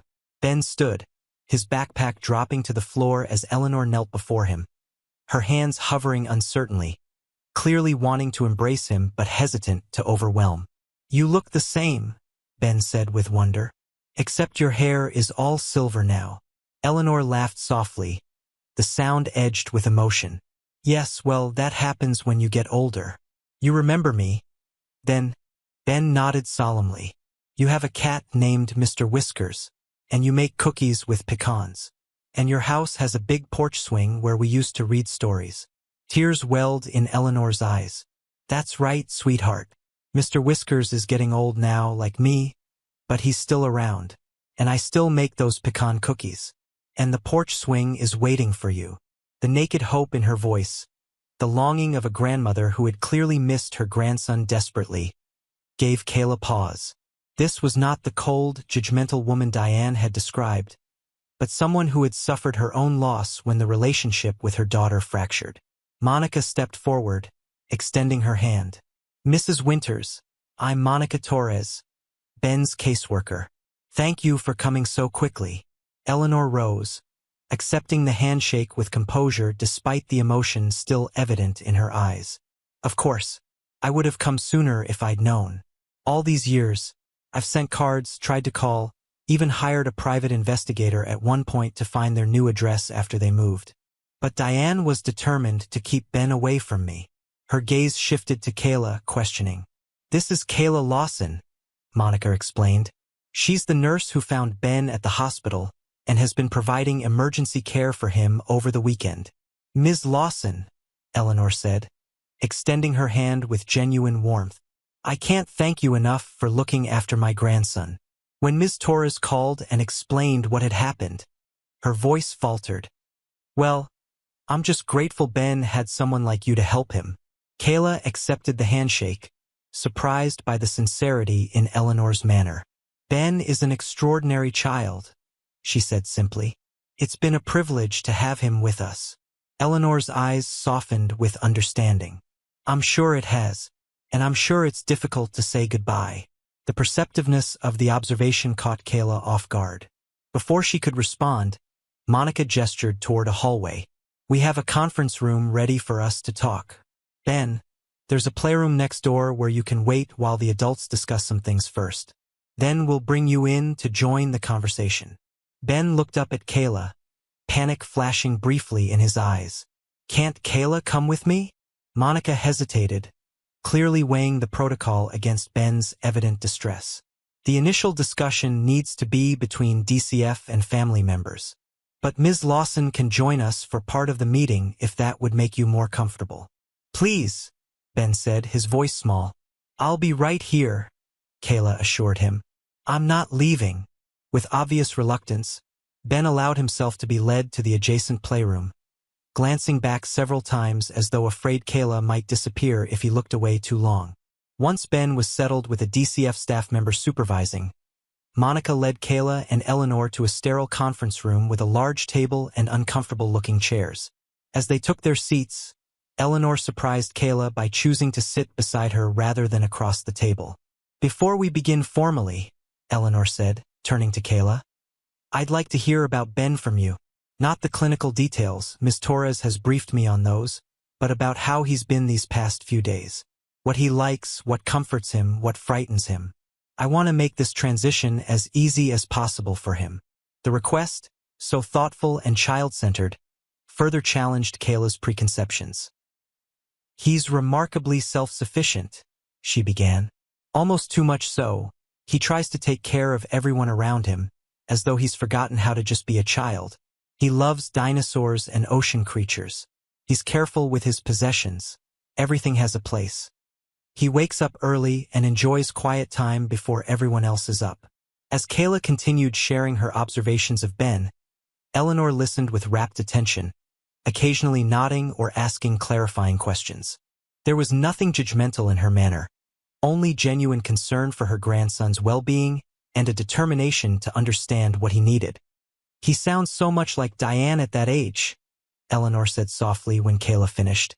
"She was always the responsible one, the little adult.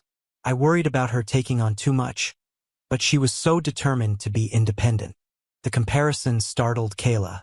Ben mentioned that his mother taught him how to do many things: cooking, managing money, even caring for her when she was unwell. Eleanor's expression clouded. "Diane was a wonderful mother when Ben was small. Devoted, careful, loving. I was so proud of her." She sighed deeply.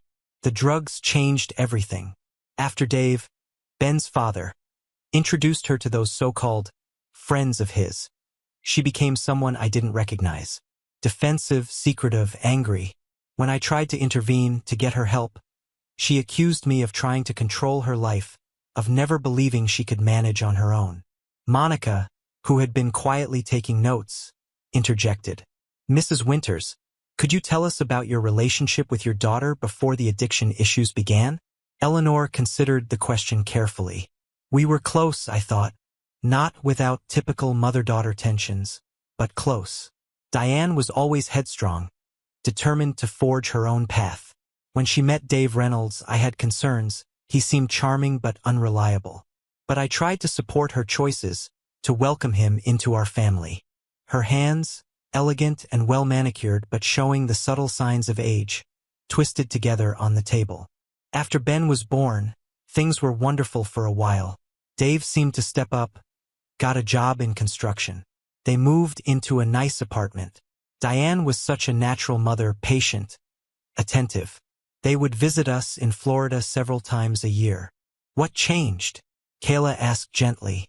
"Dave injured his back at work," Eleanor said, pain evident in her voice. "The doctors prescribed painkillers. That was the beginning. He became dependent, then started buying pills on the street when his prescription ran out. Eventually, he moved on to heroin, cheaper, more accessible. And somehow, he convinced Diane to try it too." She closed her eyes briefly. "By the time I realized how bad things had gotten, Diane was already defending their lifestyle, making excuses, hiding the extent of their addiction." The story was tragically familiar to Kayla, the insidious progression from prescription medication to street drugs, the gradual erosion of a person's values and responsibilities as addiction took hold. But hearing it from Eleanor's perspective added dimensions she hadn't considered.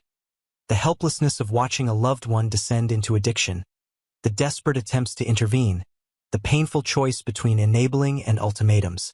"When I finally confronted them," Eleanor continued, "after finding Ben, just 4 years old then, alone in their apartment while they were both passed out, Diane accused me of judging her, of never believing she could be a good mother. I gave her a choice, a residential treatment program I'd researched, with excellent outcomes, or I would seek custody of Ben. And she chose neither," Monica surmised. "She disappeared," Eleanor confirmed, her voice breaking slightly, "packed up and left in the middle of the night. I spent months trying to find them, hired investigators, contacted social services, even Dave's family. By the time I located an address, Dave had been arrested for dealing, and Diane had a restraining order prepared, claiming I was trying to kidnap Ben." The pain of the memory was evident in her face. "A judge denied my petition for visitation rights, said there wasn't sufficient evidence of neglect or endangerment to override parental authority." Kayla felt a swell of empathy for this woman who had tried to protect her grandson and been shut out of his life as punishment. The picture Diane had painted of a controlling, judgmental mother now seemed a convenient distortion, a narrative that allowed her to reject help while casting herself as the victim. Mrs. Winters, Monica said, her tone professionally gentle. I want to be clear about your intentions regarding Ben. Are you seeking temporary guardianship while your daughter recovers? Or is your goal permanent custody? Eleanor straightened in her chair, her expression resolute but not harsh. My only goal is Ben's well-being. I would prefer to work with Diane, to support her recovery and help rebuild her relationship with her son. But I need to be realistic. This isn't her first attempt at sobriety, and Ben can't continue to live in uncertainty. So yes, I'm seeking temporary guardianship with the understanding that it may become permanent if Diane cannot demonstrate sustained recovery. The honesty of the answer impressed Kayla. There was no vindictiveness in Eleanor's manner, no desire to punish her daughter or permanently separate her from Ben. Just a grandmother's determination to provide the stability her grandson desperately needed. And you understand that relocating Ben to Florida would significantly impact his ability to maintain regular contact with his mother? Monica pressed. I've given that considerable thought, Eleanor acknowledged. I'm prepared to relocate temporarily to Boston if that would be better for Ben's transition. I can rent an apartment, enroll him in school here, facilitate regular visits with Diane. My priority is minimizing additional trauma for Ben, not winning some victory over my daughter. The offer surprised both Kayla and Monica. It demonstrated a level of commitment and sacrifice that spoke volumes about Eleanor's priorities. That would certainly make the transition easier for Ben, Monica agreed, and potentially allow for family therapy sessions with both Ben and his mother, which would be beneficial.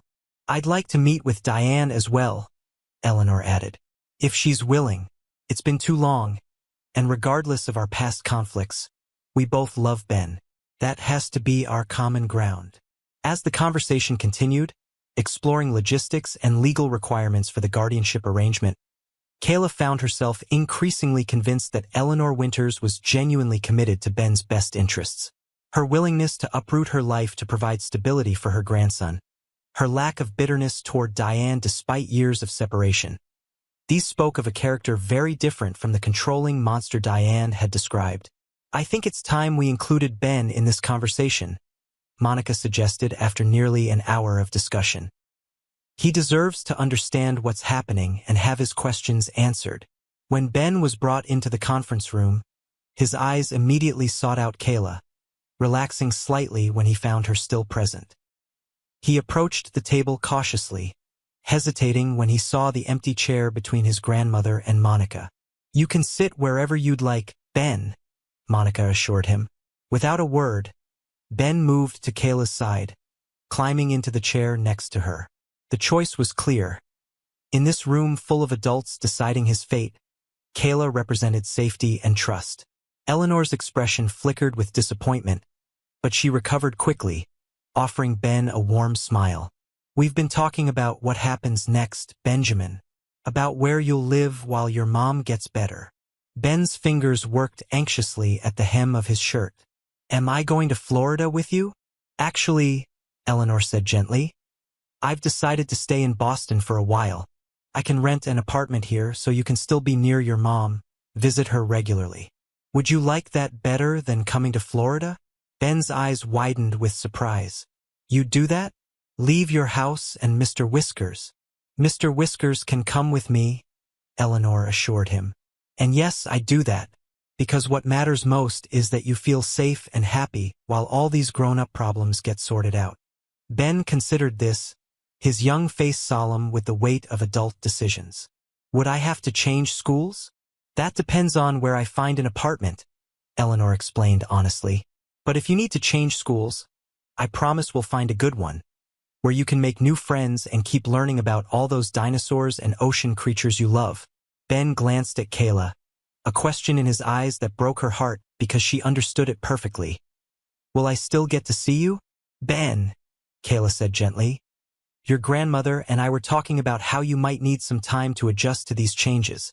One thing we thought might help is if you could still visit me and Lily sometimes, maybe for dinner or to play games on weekends. Would you like that? The relief on Ben's face was answer enough, but he nodded vigorously. Yes, please.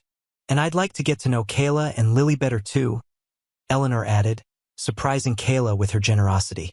They've been very important to you during a difficult time. Those connections shouldn't just be cut off. Something in Ben's rigid posture eased. The fear of complete separation, of losing the fragile sense of security he'd found with Kayla, partially assuaged. So I'll live with Grandma, but I can still see Mom at the hospital and visit Kayla and Lily sometimes?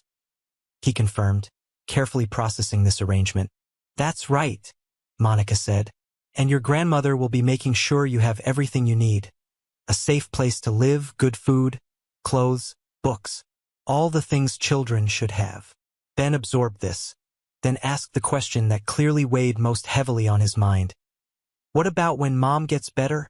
Will I go back to living with her? The adults exchanged glances, the complexity of this question evident in their hesitation. Your mom has a lot of hard work ahead of her, Eleanor said finally, choosing honesty over comfortable lies. She needs to get treatment for her illness, the one that makes her use drugs, and that takes time. She'll need to show that she can stay healthy and take care of herself before she can take care of you again. But it could happen? Ben pressed, his need for hope evident in his voice. If she gets better? It could happen, Eleanor confirmed, though Kayla could hear the careful qualification in her tone. And while she's working on getting better, we'll make sure you get to see her and talk to her regularly. She'll still be your mom, Benjamin. That doesn't change. The explanation seemed to satisfy Ben, at least for the moment.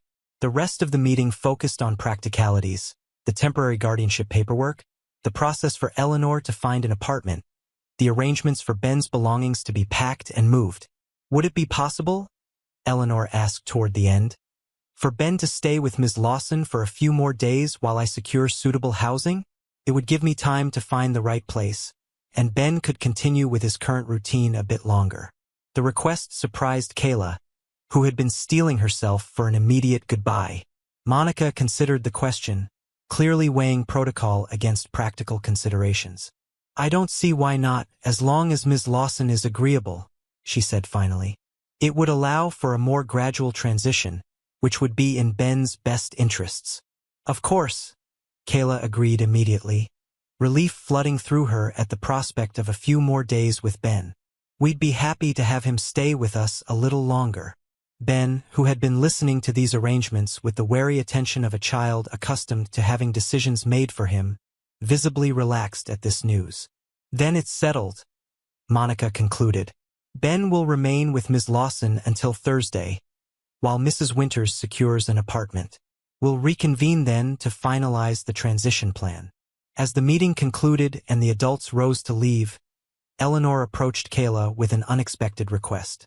Ms. Lawson, Kayla, would you be willing to join me for coffee tomorrow? Just the two of us. I think we have a lot to discuss regarding Ben's well-being. The invitation, offered with genuine warmth rather than obligation, caught Kayla off guard. I'd like that, she found herself saying. If you're sure. I'm very sure, Eleanor replied, her eyes reflecting a depth of understanding that spoke of her own complicated journey. I believe we both want what's best for my grandson, and that makes us natural allies, doesn't it?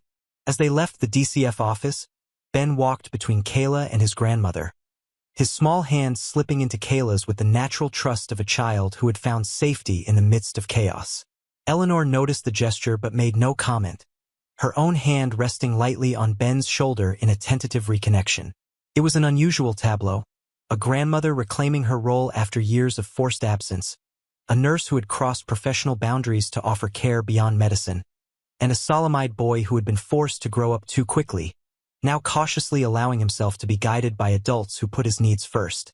None of them could predict how this fragile arrangement would evolve, what challenges lay ahead as Ben's mother confronted her addiction and legal troubles, or how the bonds forming between them would reshape all their lives.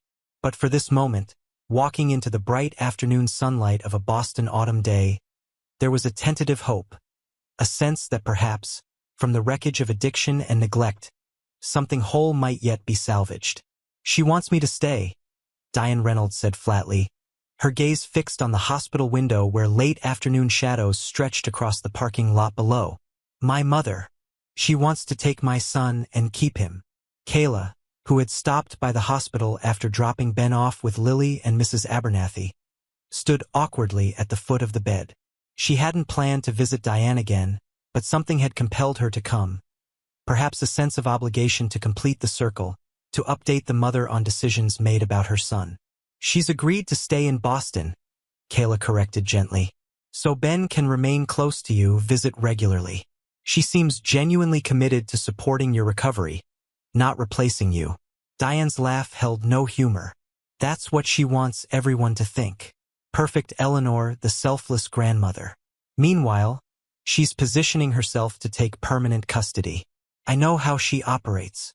The bitterness in her voice contrasted sharply with Eleanor's measured, compassionate approach at the DCF meeting.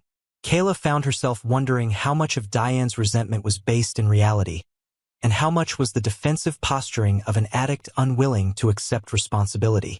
"Ben needs stability right now," Kayla said, choosing her words carefully. "He's been through a traumatic experience, carrying burdens no child should have to bear. Your mother seems willing to provide that stability while you focus on your recovery. And you?" Diane's gaze shifted to Kayla, sharp with accusation. "What's your angle in all this? Why did you bring my son home with you? Why are you still involved?" The question struck at Kayla's own uncertainties, the boundaries she'd crossed without fully understanding her own motivations. "I was concerned for Ben's welfare," she said simply. "He was afraid of being placed with strangers, and I had the capacity to help. There was no angle." Diane studied her face, searching for deception or hidden agendas. "He likes you," she said finally. "He mentioned you in his note. Said you were nice to him, that your apartment was quiet." A shadow crossed her face.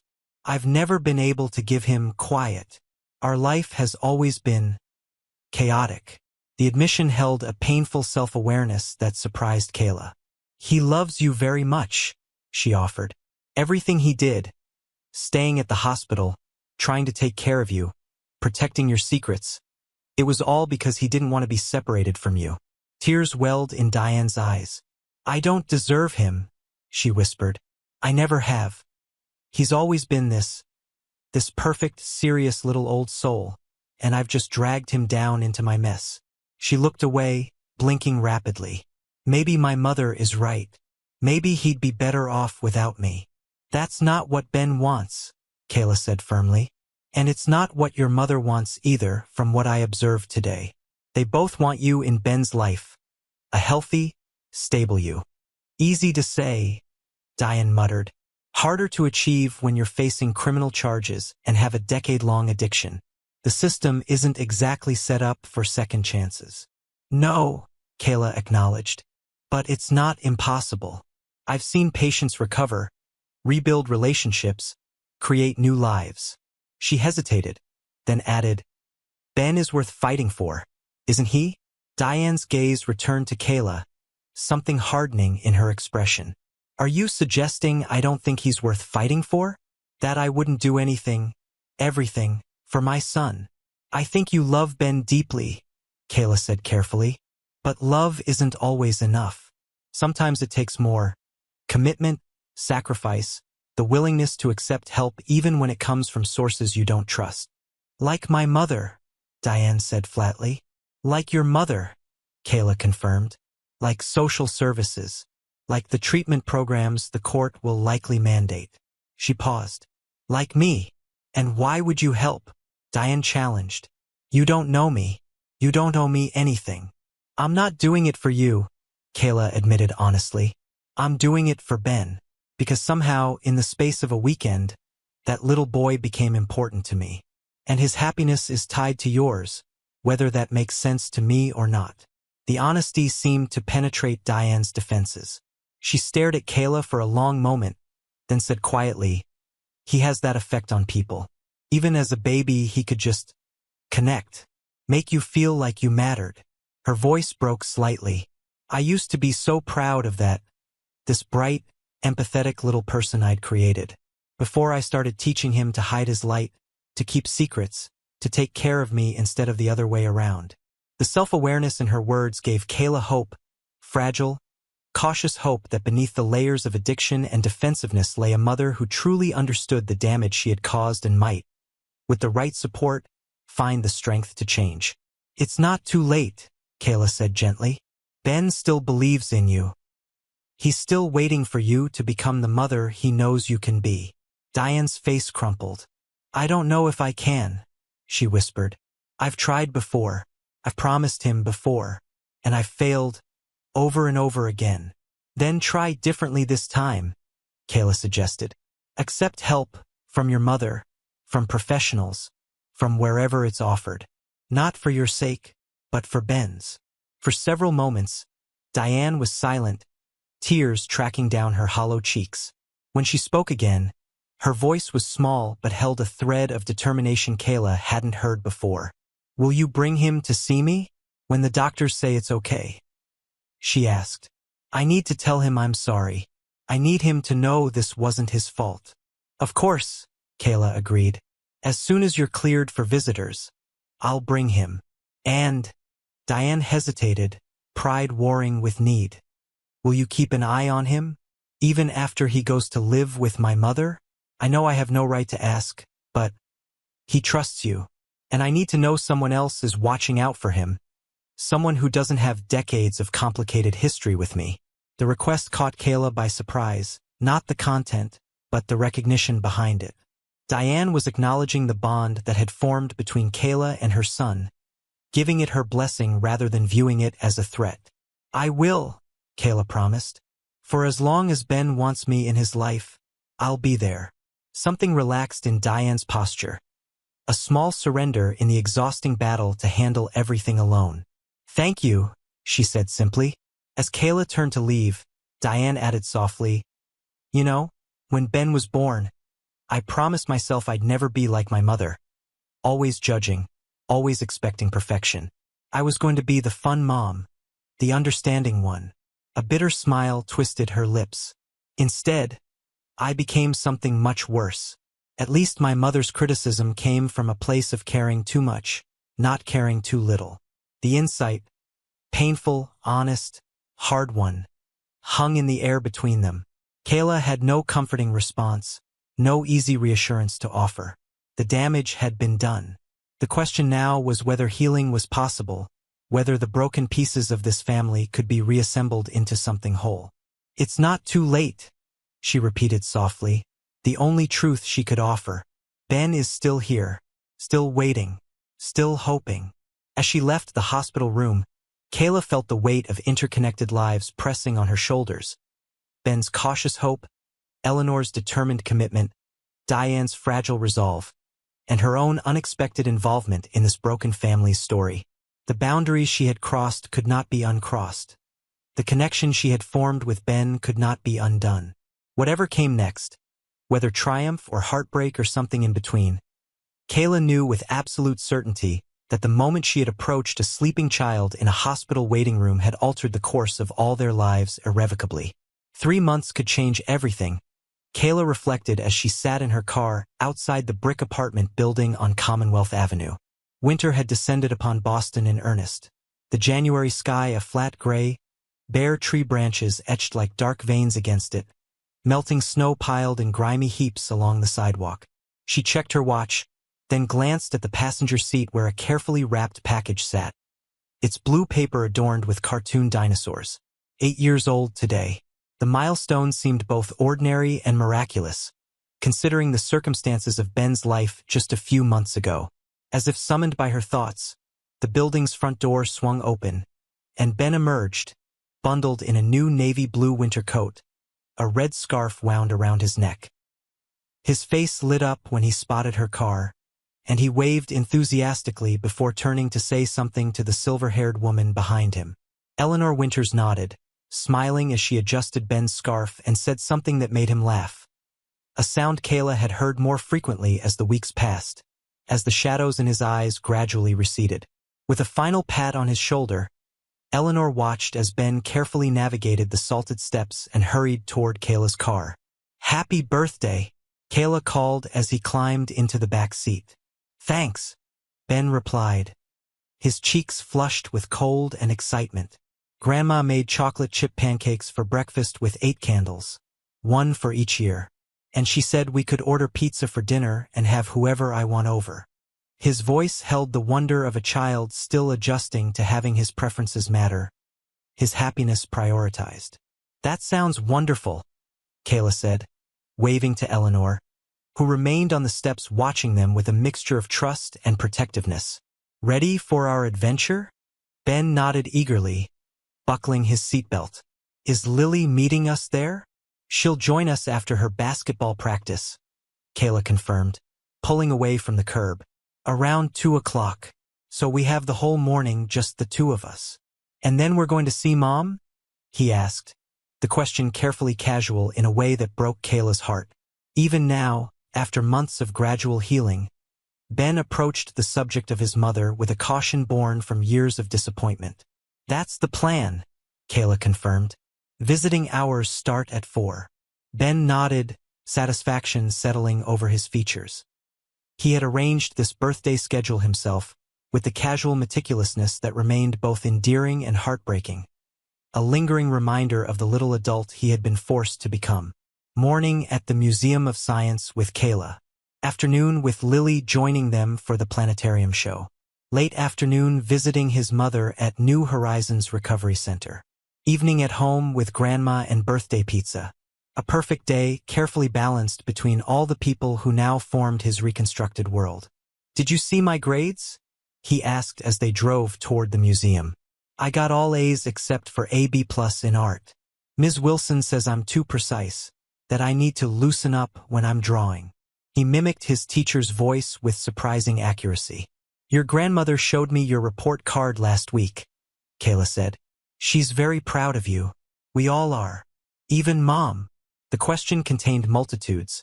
Hope, doubt, the need for reassurance that hadn't diminished despite the weekly visits, despite Diane's progress in her recovery program. Especially your mom, Kayla assured him. She has your last spelling test taped up next to her bed. She shows it to everyone. Ben absorbed this information with the serious consideration he gave all updates about his mother. Do you think she's really getting better this time? It was a question he returned to periodically, never quite satisfied with the answers he received. Not because they weren't truthful, but because the truth was complicated, filled with the caveats and uncertainties that adults often try to shield children from. I think she's working harder than she ever has before, Kayla said carefully. 90 days sober is a significant achievement, and her counselors say she's fully engaged in the program. Ben nodded, processing this diplomatic response. Grandma says addiction is a chronic illness, he said, the clinical terminology incongruous from his young mouth. That means it doesn't just go away forever. It means Mom will always have to work at staying healthy. That's right, Kayla agreed, impressed as always by Ben's capacity to absorb and integrate difficult concepts. But people can and do recover. They learn to manage their illness and live healthy lives. Like people with diabetes, Ben supplied. They need insulin and special diets, but they can be okay if they take care of themselves. Exactly like that, Kayla confirmed, recognizing Eleanor's influence in the practical, destigmatizing analogy. In the months since taking guardianship of Ben, Eleanor had devoted herself to educating both of them about addiction as a medical condition rather than a moral failing. A perspective that was helping Ben understand his mother's struggles without shouldering inappropriate blame or responsibility. They lapsed into comfortable silence as Kayla navigated the Boston traffic. From the rearview mirror, she could see Ben gazing out the window, his expression thoughtful in a way that still seemed too mature for his years. 3 months had brought significant changes to his life. A new home with his grandmother, a new school where he was already excelling, regular therapy sessions that were helping him process his experiences. But some things couldn't be quickly undone. The hypervigilance, the tendency to anticipate others' needs before his own, the careful observation of adult moods and reactions. Small victories, Kayla reminded herself. Today, his 8th birthday, Ben was excited rather than anxious. He had plans he was looking forward to, adults he trusted to keep their promises. For a child who had spent years in survival mode, these ordinary pleasures represented tremendous progress. I have something for you, Kayla said as they approached the museum parking lot. A pre-museum birthday present. Ben's eyes widened. Really? But you're already taking me to the museum. And you got tickets for the planetarium show. This is something extra, Kayla said, reaching for the package on the passenger seat. Something I thought you might like to have today. As she parked the car, Ben accepted the gift with characteristic care, meticulously unwrapping the paper along its seams rather than tearing it open. Inside was a digital camera, not a professional model but a sturdy one designed for young photographers with simple controls and a durable case. It's a camera, Kayla explained, though Ben was already examining it with intense focus. I noticed how much you enjoy taking pictures with my phone when we go places. I thought you might like to have your own. Ben turned the camera over in his hands, his expression a mixture of awe and uncertainty. It's for me? To keep. All yours, Kayla confirmed. I already charged the battery and put in a memory card. And look, she reached over and pressed a button, revealing a photo already loaded on the display screen. Ben and Lily building a snowman in the park the previous weekend, their faces flushed with cold and laughter. This is the best present ever, Ben breathed, staring at the image. Thank you, Kayla. He looked up, his eyes serious. I'll be really careful with it. I promise. I know you will, she said. But it's okay if it gets a little scratched or bumped. That's what happens when we use things we love. The important part is capturing memories that make you happy. Ben considered this perspective so contrary to his careful preservation of possessions. So I should just enjoy it? Without worrying. Exactly, Kayla said, recognizing another small opportunity for healing. The best way to thank someone for a gift is to use it with joy. Ben nodded solemnly, accepting this lesson. I'm going to take pictures of everything today. The dinosaur exhibit and the lightning show, and Lily at the planetarium, and Mom at New Horizons, and the birthday pizza with Grandma. That sounds perfect, Kayla said, warmth spreading through her chest at his enthusiasm. A complete record of your 8th birthday. As they entered the museum, Ben already experimenting with the camera's zoom function on the massive T-Rex skeleton in the lobby, Kayla marveled at how seamlessly he had incorporated her into his carefully structured world. Their Sunday outings had become a fixed ritual, as had the Tuesday evening dinners when Ben and Eleanor joined Kayla and Lily for tacos or pasta or whatever Lily had decided to help prepare that week. Co-parenting with Eleanor, for that was essentially what it had become, though never explicitly defined as such, had evolved with surprising ease. The older woman had recognized from the beginning that Ben's attachment to Kayla represented safety and stability during the most traumatic period of his young life. Rather than viewing this connection as competition, Eleanor had welcomed it, incorporated it into Ben's routine, even sought Kayla's insights when Ben's behavior puzzled her. He respects you, Eleanor had observed during one of their regular coffee meetings. And more importantly, he trusts you. That's not something I'm willing to disrupt, regardless of traditional family boundaries. The arrangement was unconventional, certainly. A grandmother with legal guardianship, a mother working through recovery and legal issues, and a nurse who had crossed professional boundaries to form a lasting connection with a child in crisis. Yet somehow, against all odds, it was working. Ben was thriving in a way that seemed miraculous given where he'd been just a few months earlier. The planetarium show had been spectacular, a journey through the cosmos narrated by a renowned astrophysicist, with stunning visuals that had left both children wide-eyed with wonder. Now, as they approached the New Horizons Recovery Center, Ben's excitement was tempered with the familiar tension that always preceded visits with his mother. "Do you think she'll like my pictures?" he asked, scrolling through the dozens of images he'd captured throughout the day. Close-ups of fossils, Lily making silly faces beside a whale skeleton, Kayla explaining an exhibit on electricity. "She'll love them," Lily assured him from the back seat, where the two children sat together, heads bent over the camera's display screen. At 10.5, Lily had appointed herself Ben's honorary big sister, a role she approached with surprising maturity, especially the ones from the planetarium. "You got really good shots of that nebula thing." Ben nodded, but his attention had shifted to the low brick building coming into view. New Horizons occupied a former convent, its grounds peaceful, its architecture dignified rather than institutional. It housed one of Boston's most respected recovery programs, combining medical treatment with therapeutic support and practical life skills training. Diane's placement there had been something of a miracle, the result of Eleanor's persistent advocacy, a sympathetic judge, and Diane's genuine desire to change.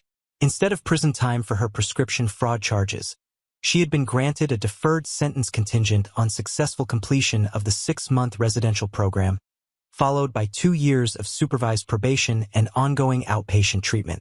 3 months in, her progress reports were cautiously optimistic. As Kayla parked the car, Ben suddenly asked, "What if Mom forgets it's my birthday?" The question revealed the lingering insecurity beneath his excitement, the residual trauma of a childhood marked by a parent's unreliability. "She won't forget," Kayla assured him. "She mentioned it during our phone call yesterday, remember? She was very excited about today." Ben nodded, but the worry remained in his eyes. Lily, perceptive as always, reached over and gave his hand a quick squeeze. "And even if she did forget, which she won't," she added pragmatically, "you've already had an awesome birthday with us and you've still got pizza with your grandma tonight." The simple reminder of his expanded support system seemed to reassure Ben. "You're right," he agreed.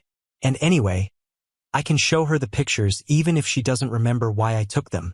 Kayla and Lily exchanged glances over Ben's head, both recognizing the emotional hedge he was constructing, the way he was preparing himself for potential disappointment while trying to maintain optimism. It was a sophisticated coping mechanism for an 8-year-old, heartbreaking in its necessity yet admirable in its resilience. The center's reception area was bright and welcoming, decorated with resident artwork and comfortable furniture. The receptionist, a woman with kind eyes and a no-nonsense manner, greeted Ben by name. "There he is, the birthday boy. Your mom is waiting for you in the garden room." She handed him a visitor's badge, which he clipped to his jacket with practiced ease. "She's been watching the clock all afternoon." Relief softened Ben's features at this confirmation that his mother had remembered, had been anticipating his visit. "Can Kayla and Lily come too?" he asked.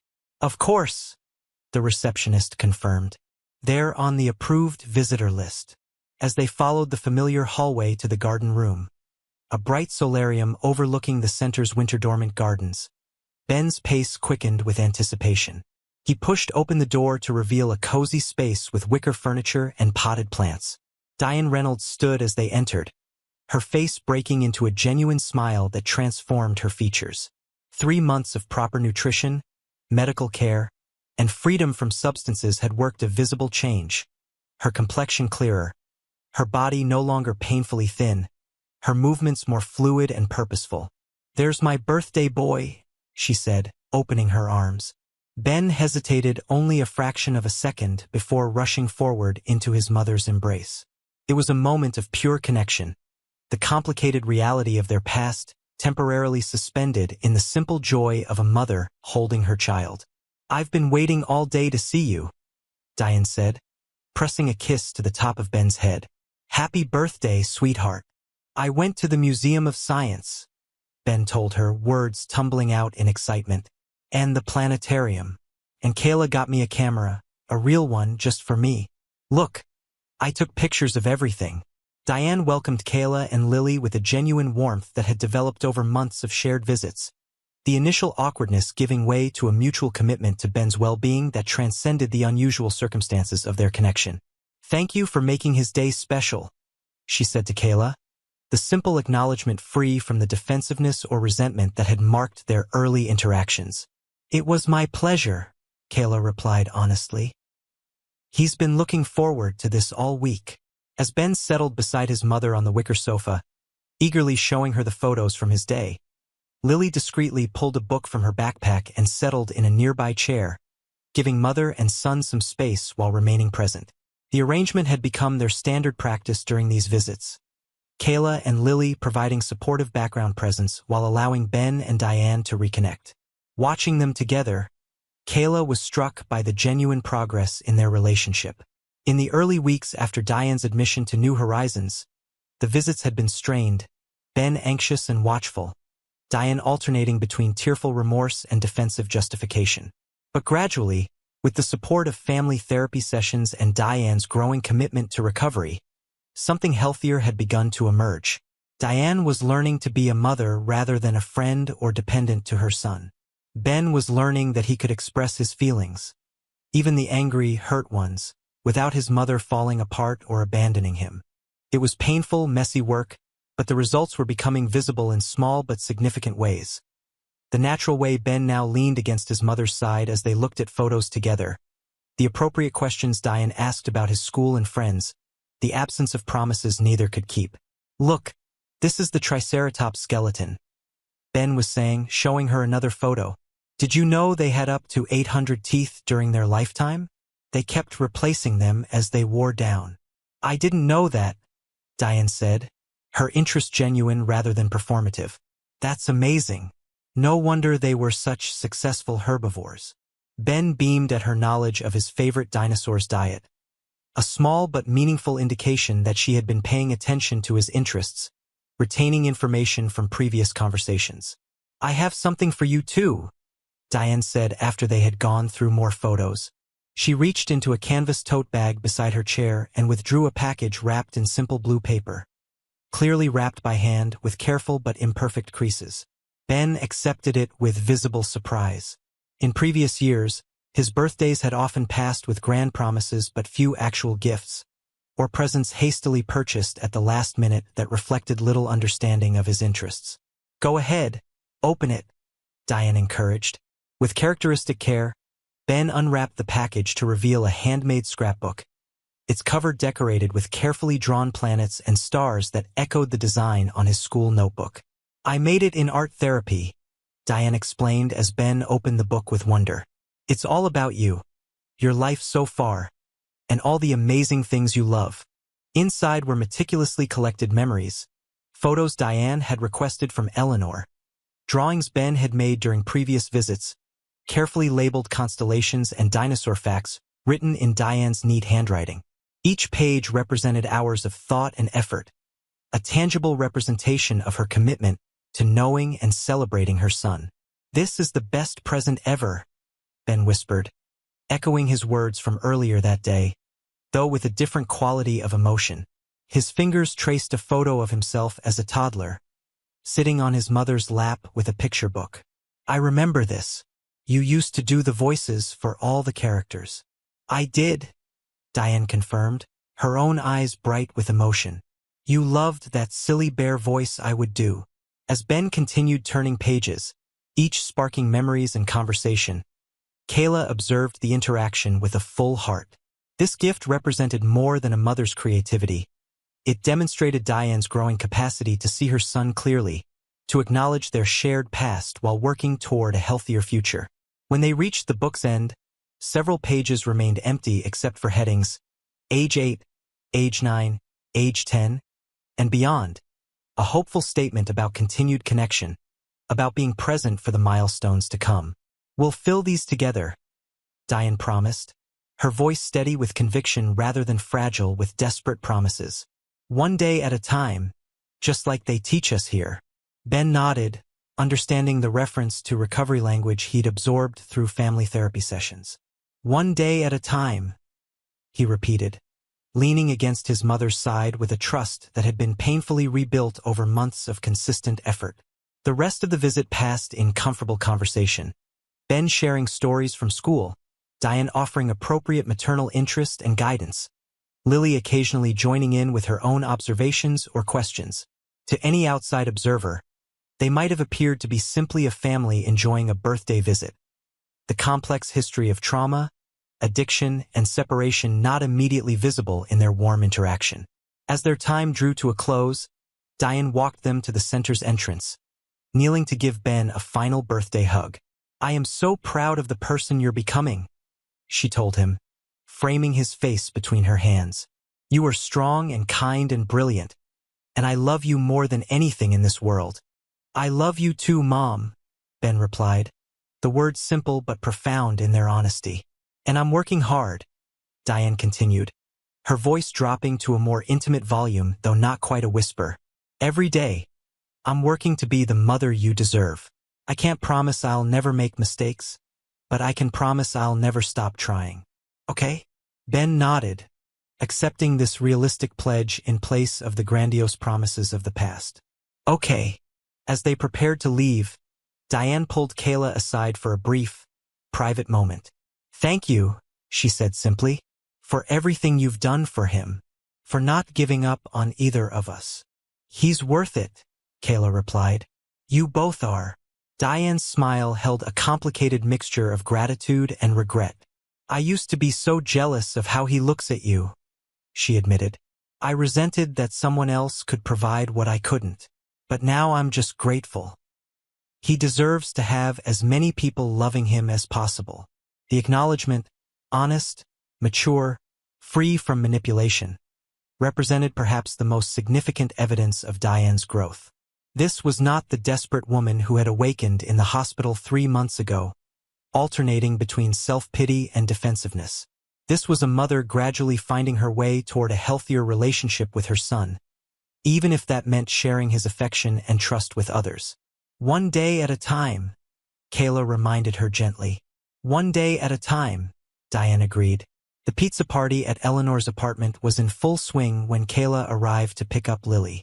Ben had invited 2 friends from his new school, a development that Eleanor had privately celebrated as a significant milestone in his social adjustment. And the living room echoed with the sound of children's laughter as they played an elaborate board game on the coffee table. Eleanor welcomed Kayla with a warm hug. Come in, come in. There's plenty of pizza left, and we haven't done cake yet.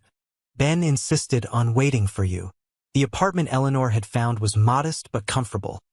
A 2-bedroom unit in a well-maintained building, furnished with a blend of pieces brought from Florida and new items chosen with Ben's input.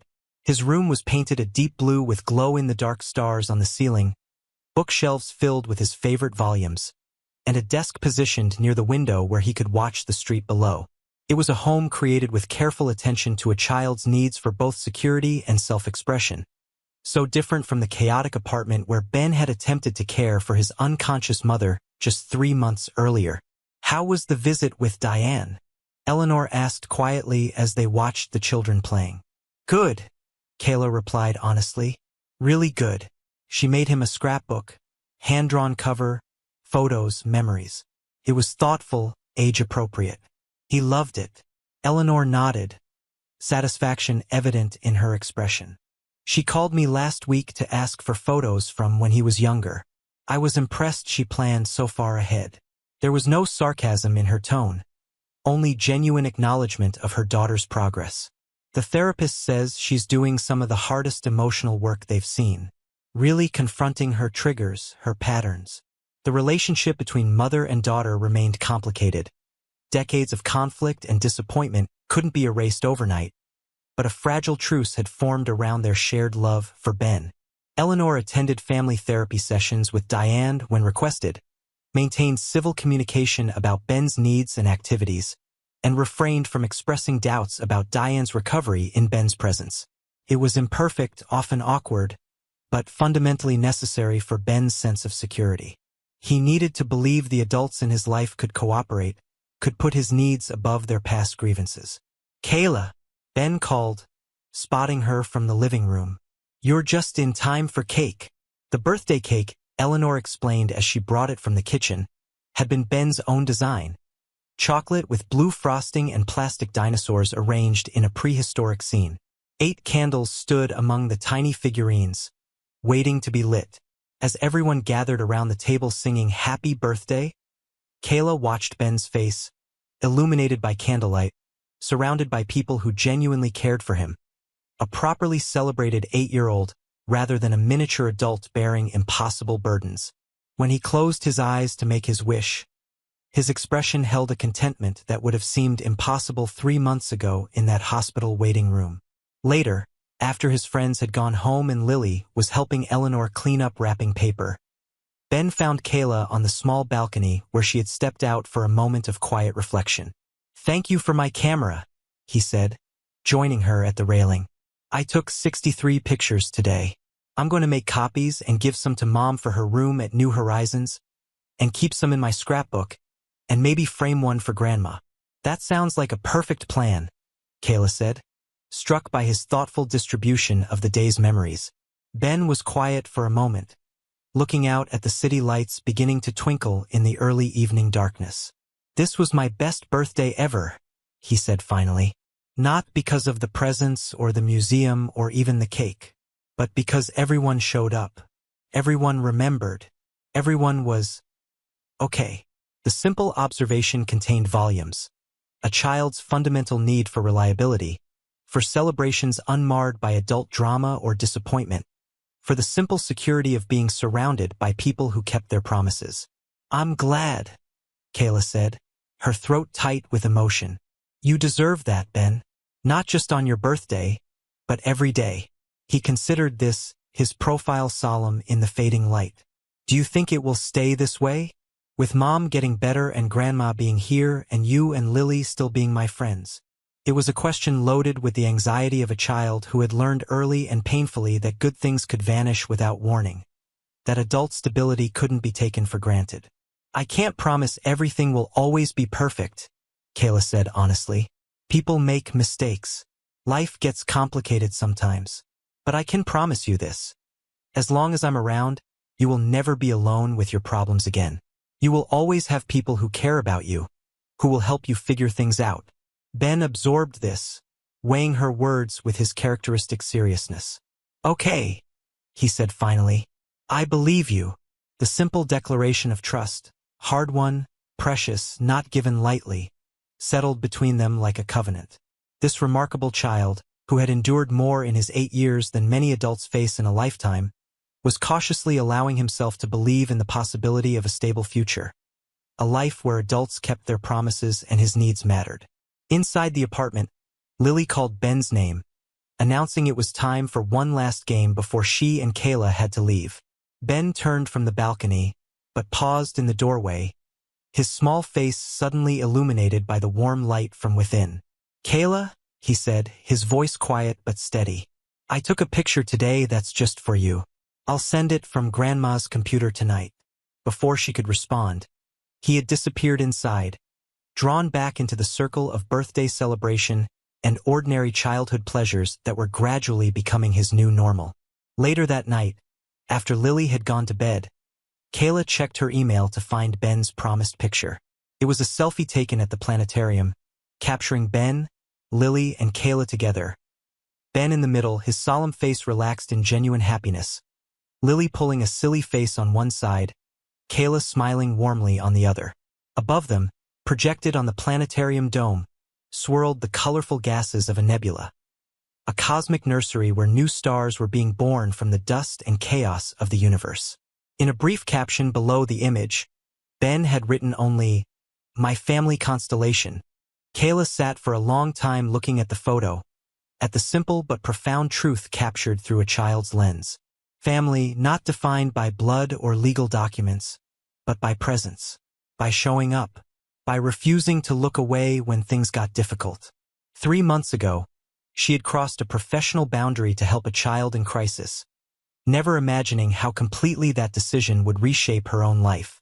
Now, looking at this image of their unlikely constellation, Kayla felt a bone-deep certainty that whatever challenges lay ahead, Diane's ongoing recovery journey, Eleanor's adjustment to her new role, the complex legal and emotional terrain they all continued to navigate, they would face them together, guided by their shared commitment to the remarkable child who had brought them into each other's orbits.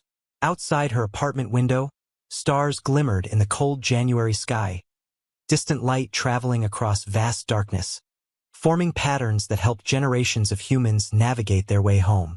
Ben was finding his way too, charting a new course with the help of the adults who had finally, belatedly, aligned their efforts to protect rather than burden him. It wasn't a perfect arrangement.